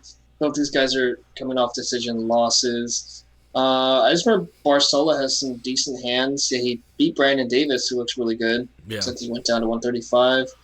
Bobby Moffett. Oh, yeah, he's the Darce choke guy. Yep. Those Barzola's... Oh, yeah, I see why in fantasy I must have been studying this because I was like, who the fuck am I putting a flex? I was like, yeah, I'm not going Barzola. I think I got Moffett by submission. That's what I'm... That's not a bad pick. I think I'm taking Moffett via decision. But I don't know, man. Excuse our excited tones. Well, I think this is going to be a fun as hell fight. I hope so. I'm just like, I'm not frustrated. I'm just kind of like, well, I'm trying my best to like fucking put some insight in this, but it's just like, oh shit. I mean, the only real take I have on this is I'm surprised Bryce Mitchell was able to catch and rock Bobby Moffett early in that fight. But Bobby Moffett still looked real good in a big part of it and has a super grindy top game and ortho pressure boxing style, which I think is going to make a fucking hell of a scrap out of this with Enrique Barzola. It comes down to me, man. I might actually. So I originally was going to take Moffett via decision because I thought he was going to get on top. I'm not convinced he's going to be able to out wrestle Enrique Barzola now that I'm thinking about it, especially Enrique coming out of ATT. And in his loss to Kevin Aguilar, he didn't look great, but I don't know how telling that is overall. Man. Yeah, you know what? I guess I'll stick with Moffett via decision, but I don't feel at all confident. Okay. I'll go decision. I'll go decision for Moffett as well. All right. The odds... I would guess Barzola is a slight favorite. Yeah, minus 141 to a plus 117. Yeah. So take that as you will. This next fight is a men's middleweight bout between Polish fighter Oskar Piechota going up against this dude who looks like he may or may not be on all the EPO or PICOs, Adolfo Vieira, looking pretty juicy Brazilian. He's called the Black. He's not looking not juicy. Yeah, he's called the Black Belt Hunter. That's a great picture though on his Tapology. Yeah, that's a cool nickname too. Well, he's a goddamn monster. He is And this is multiple-time world champion. I mean, I'm just like someone on Reddit mentioned this. I'm like, oh well, clearly I'm just going to pick this guy via submission. Yeah, he's a fucking beast, and we're both taking him by sub. Yeah. So there you go, folks. There you have it. Yeah. The odds on this fight.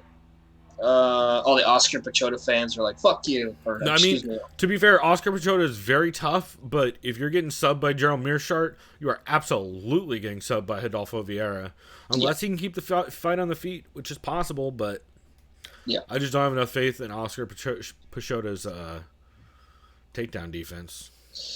Rodolfo Vieira is a minus 233 favorite to plus 187 of Pachota.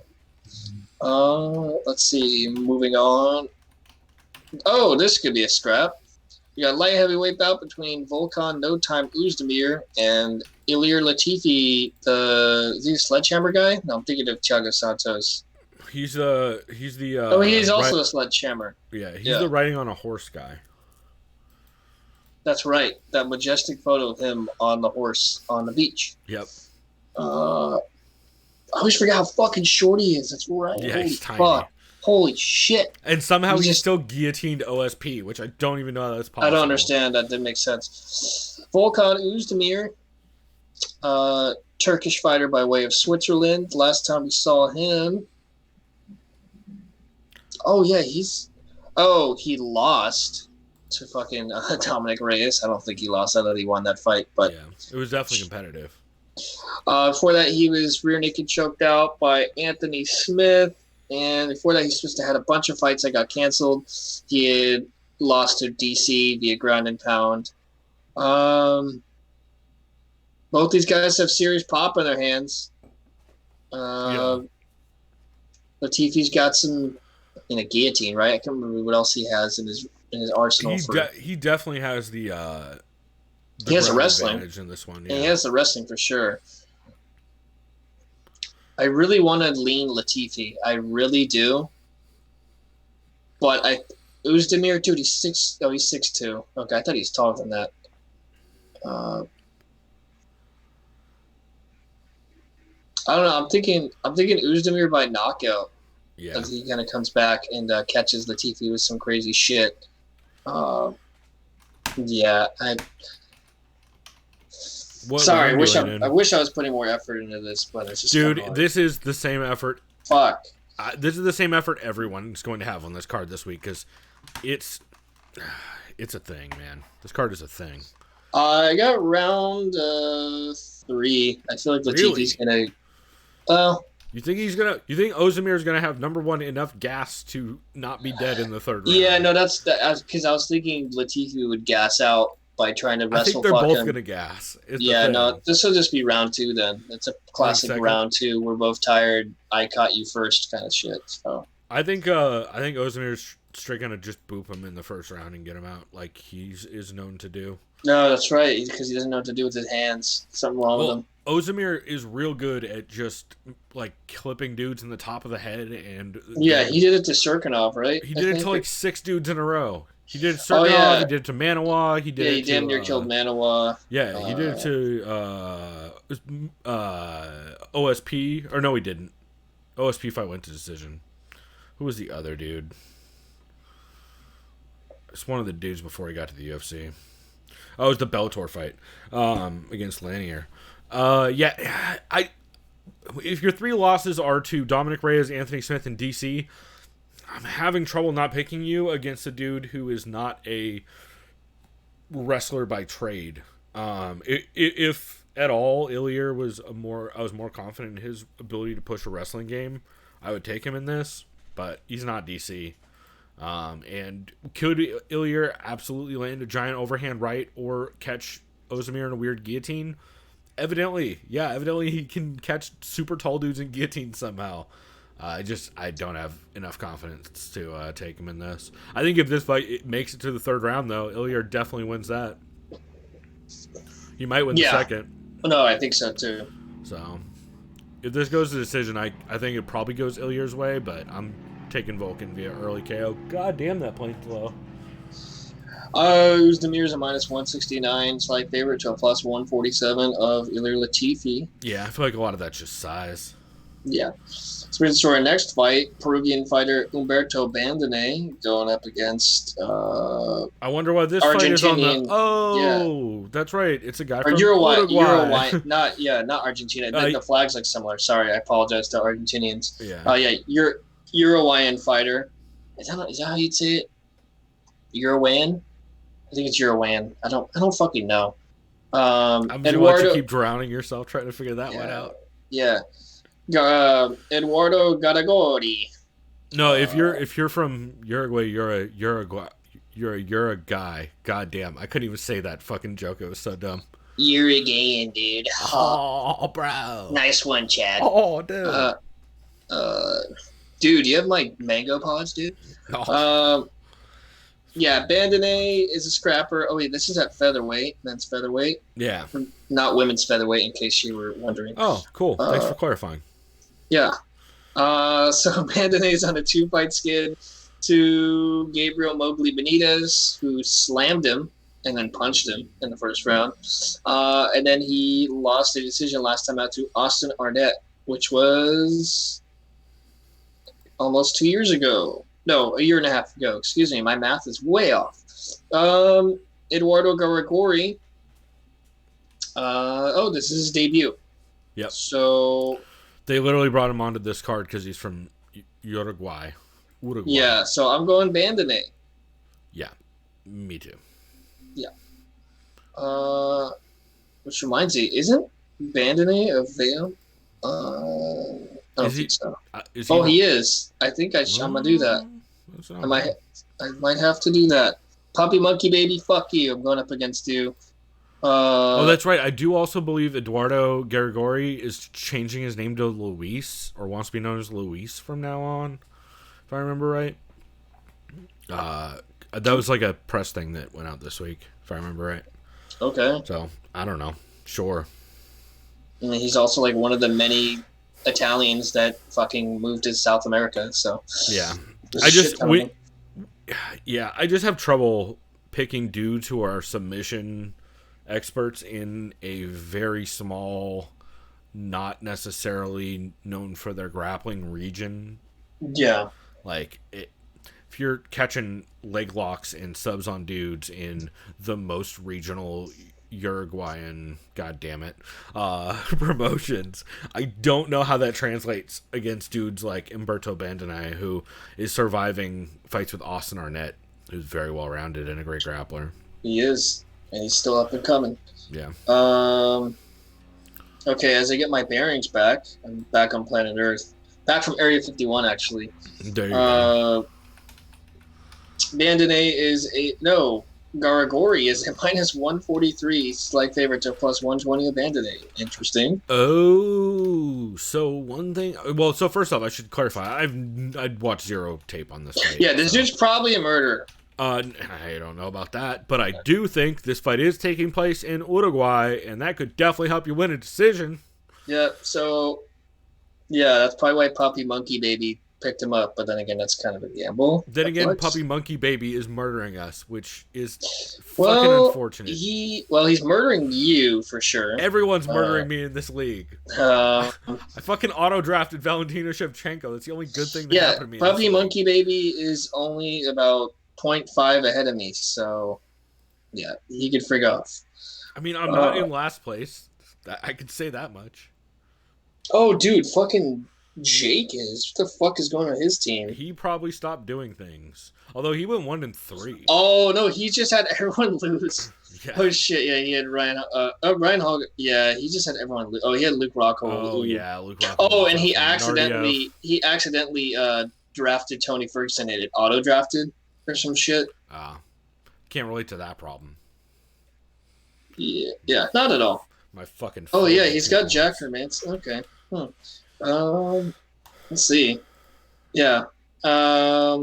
Yeah. That's a fight that's happening. Yeah, that's the fucking tagline for this. For this card. Yeah. So next up, we have an exciting fight. I fucking hope. And Vicente Luque. This should be a banger. Going up against everyone's favorite black fighter, Mike Perry. Oh, boo! Boo! Where's the Shane bell, right? Fucking ring that shame bell, dog. Yeah. Boo this man. Fucking. God damn it. Let's see. Vicente Luque is Chilean by way of Brazil. He is a silent assassin. 16-6-1. Last time we saw him, he murdered Derek Krantz. Wow, just like 2 months ago. Yep. That was a late notice. 3 months ago. Right? If I remember Yeah, right. I think so. I think somebody dropped out and he took that. And Mike Neil Perry, Magny dropped out. who also has a lot of pop in his hands, is 13-4. Oh, yeah, it says he won a grappling bout. I was so confused. Like, what the fuck is this? Okay, no, his last time in the UFC. Oh, yeah, he looked really good against Alex Cowboy. That was a really good performance by Mike. Yeah. Okay. Cowboy kind of looked fucking terrible, too. I mean, yeah. He's probably too busy with his baby mama drama and whatever the fuck is going on. Oh, you mean the 4 of them that all live on the same street? And then also he was accused of a bunch of horrible shit? Yeah. Can't have nice things in MMA. Nope, that upstanding citizen. This is kind of interesting if it stays on the feet. Yeah. But I know Luque has good jiu-jitsu. He sure does. He's So got that's a why I'm going with him. whole bunch of dark strokes. That's why I'm going with him. Oh, dude, he's only 5'10". Yeah. I thought he was way taller than that. No, but I mean Perry's what, the same size? Yeah, he's 5'10". Yeah. Yeah, I've got Luque via sub in the first. I just think he is smart enough to know that there is a giant... Wow, I've gotten the last 4 fights I've picked of Luque is correct. Yeah, I just think he should know that he has a humongous grappling advantage over Mike Perry, and I think. And he's Perry, not gonna stand and bang with Perry. Perry's got I really think good even fucking if he power. does, he'll pick him apart from the outside as long as he doesn't. Yeah. As long as he doesn't get stuck at clinch range or in. Yeah, because Mike Perry's got good clinch elbows for sure. They're pretty nasty. His elbows and just his like ability to throw fucking haymakers in inside the pocket is fucking scary as shit. And Mike Perry hits hard as fuck. Like if Mike Perry lands the shit that Brian Barberena landed, that fight will not go great for Vincente Luque. He's gonna look like good old. I'm great with owing people money. Fucking Jake Ellenberger. Yeah. Which, to be fair, Jake Ellenberger is no longer associated with that podcast, if I remember right. Oh, I would fucking hope so. Yeah, so. fucking that one trash dude. Poor fucking Vicky Pezza. Everybody go subscribe to whatever Vicky Pezza is doing. Go to VickyPezza.com. P-E-Z-Z-A. She's great. Yeah, I've got Luque via. I'm agreeing with that 100%. I'd say he's a minus 238 to a plus 192 favorite over Mike Perry. Yep. This brings us to the main event of the not evening. Well, probably it's evening over there, so I guess. Valentina Shevchenko, the reigning defending flyweight champion, going up against San Diego's own Liz Carmouche. That's right. Yep. Shouts out. Who has a victory over Shevchenko, was it 9 years ago? Yeah. Something like that. Fucking forever ago from an up kick that got it was like a doctor stop. Yeah, a doctor stoppage from an up kick that caused a cut. So I'll say this out of the way. I get this out of the way. I like Liz Carmouche, but I'm 100% thinking Shevchenko is going to win this fight. Yep. I don't know what method. I kind of feel like it goes to decision. Yep. Yeah, I think it's just going to agree. be like a 50-45 dominant, like, I don't know, counter-striking event. Yep. 100%. And lots of really good, insanely fast spinning fucking back kicks. I don't think there's going to be that many of those. I think she's going to be scared of the takedown. Oh, that's right. That's a good point. I just think they're both counter strikers. This is going to be. I feel like Valentina's looked really good in a lot of podcasts have talked about this. I know definitely Heavy Hands and Vivisection talked about it, and I believe I want to say that no. I don't know if it got covered on the Between Rounds roundtable, but they're both counter strikers. They both like to kind of just take their time. Valentina has looked really good in her last couple fights, but that's because she's been fighting at a competition that has not been up to her level, and also fighters that are willing to just walk into shots and that will just push a pace for pushing a pace's sake. Liz Carmouche is absolutely not that person. Liz Carmouche is very good at not doing shit for a big portion of the round and then just landing a couple big shots late and stealing it. And Valentina does very similar things where she'll just work a jab from 3 inches out where it's never going to land, but it'll keep you from actually advancing. And I think it's going to be a lot of that in this fight. I do think it'll get interesting when it hits the clinch, because I think it will. I think eventually Liz is going to try and get her down, and while I think a shot from the outside is probably more likely to get her down, Liz Carmouche, I think, will have the strength advantage. I don't know how that'll translate in the clinch, though, because Valentina is very fucking good there. We saw her completely house Joanna and Jacek in the clinch just because of her size. And I do think Liz is going to be way stronger, but I don't know how that'll translate actually in the clinch. I think if it hits the ground and Liz Carmouche can be on top, I think she's going to be able to stay on top for the rest of the round. However, again, this is in a South American country. I don't know who's reffing this fight, but I would not be surprised to see a bad stand-up, to be honest. If Liz Carmouche does get her down early in a round and holds her down for 3 minutes, I would not be surprised to hear that crowd get real bored and for the ref to get real sketchy about stand-ups. Yeah, so I can see that too. I do think if Liz hits the ground, I think she can dominate from top. I don't know that she'll get a finish, but I think she can definitely steal a round or two just off of top control and like just some light ground and pound. Her jiu-jitsu is very underrated. People kind of sleep on her jiu-jitsu because she uses it mostly to control position. Every once in a while she'll go for some weird shit because she is out of the freak show out in Oceanside. She trains with all the guys out there along with Pro Gonzalez and everybody. So yeah, I think this is going to decision. I think it will be fairly competitive. I have trouble seeing Valentina losing 3 rounds off of just barely doing more from the outside kickboxing range or just barely doing enough in the clinch to win a round.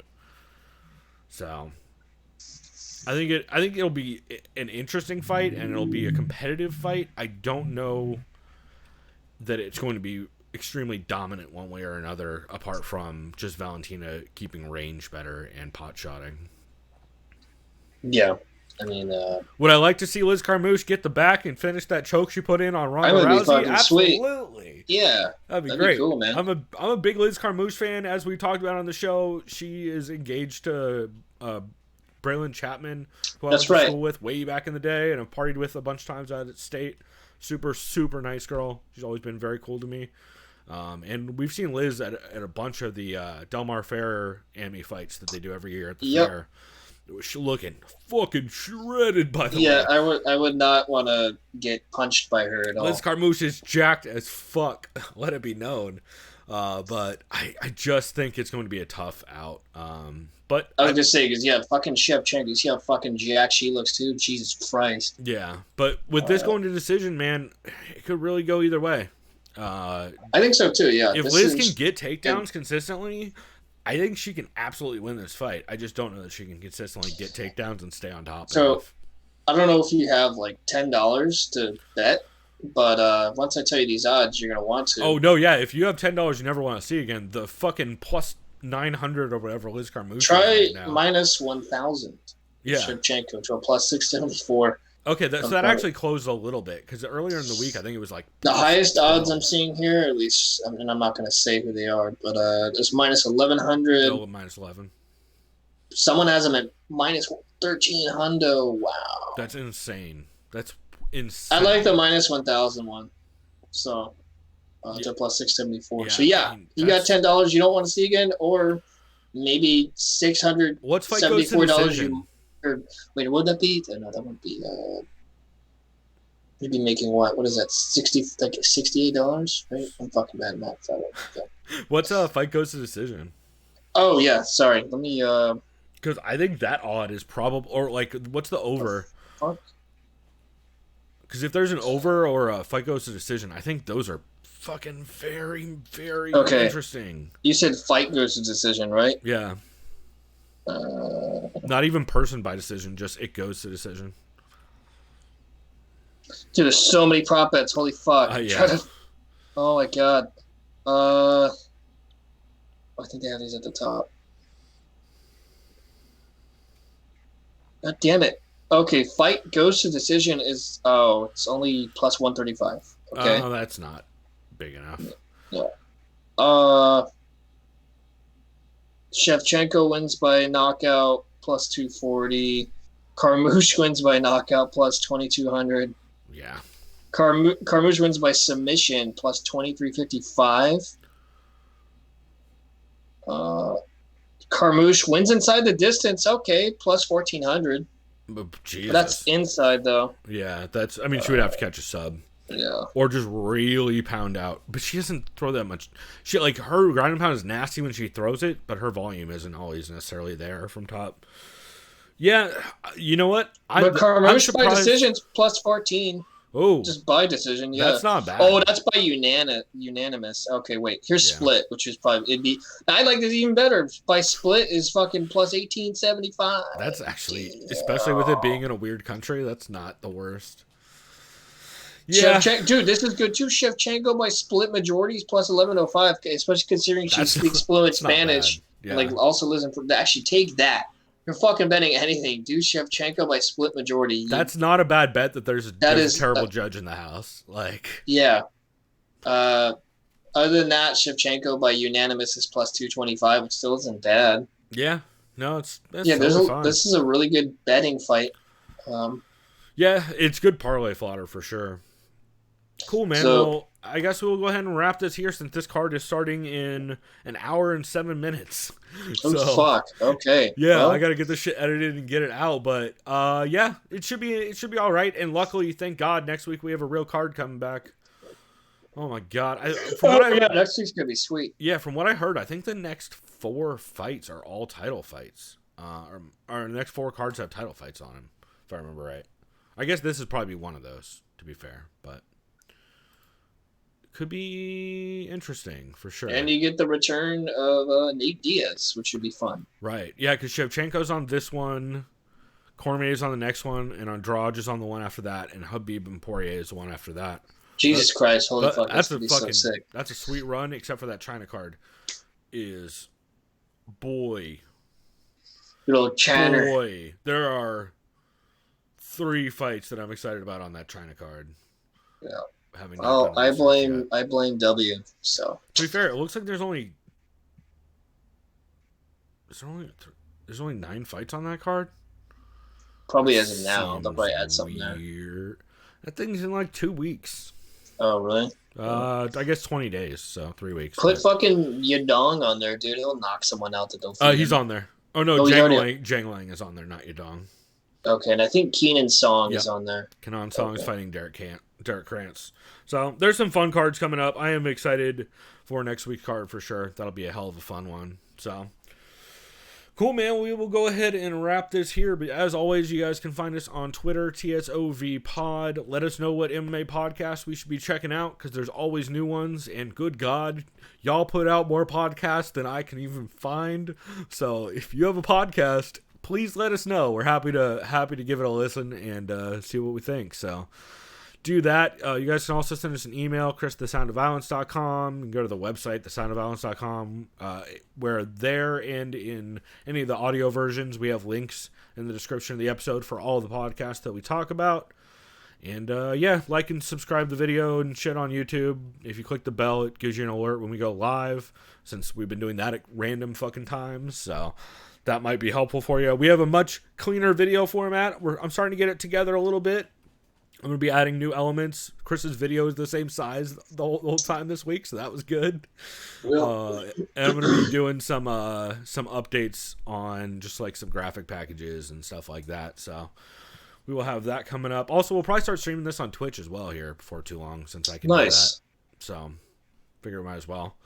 So look for I think we're the Sound of Violence live on Twitch. I'm not positive. We'll put it out there when we actually do it. But that reminds me, what we should do is for Twitch, if it's like a weekend off, like no fights, instead of a commentary, we should do like a let's play or some shit.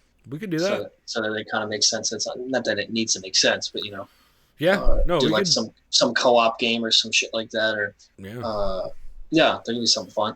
Get some old UFC games going or something. I could probably figure out how to make that setup work, I bet. It'd take some finagling, but I bet I can make it happen. So cool, man. Well, we are out, but we'll be back next week for UFC 241. Until next time, Chris, do you have anything you want to shout out? Yeah. My good friend, our good friend, and my roommate Blake, he's currently right now at AleSmith showing off his artwork. And I'm going to go over there and check it out before I have to go to work at my brewery. So that's cool as hell. Tell him I said what's up. Yeah, I saw that they hit him up on Instagram from some of his drawings. They're like, we're doing an art thing. Do you want in? Which, fuck yeah, AleSmith makes one of my favorite stouts of all time, Speedway Stout. That is an amazing beer. And shouts out to Padres legend and very good beer connoisseur and taste, Tony Gwynn. Rest in peace. Yes, that's right. 394 is great. There we go. Cool, man. Well, I guess until next time, everybody, rest in peace, Tony Gwynn. Go enjoy this card that's happening in just a minute, and we'll see y'all next week. Go do something decadent. We out. Leave.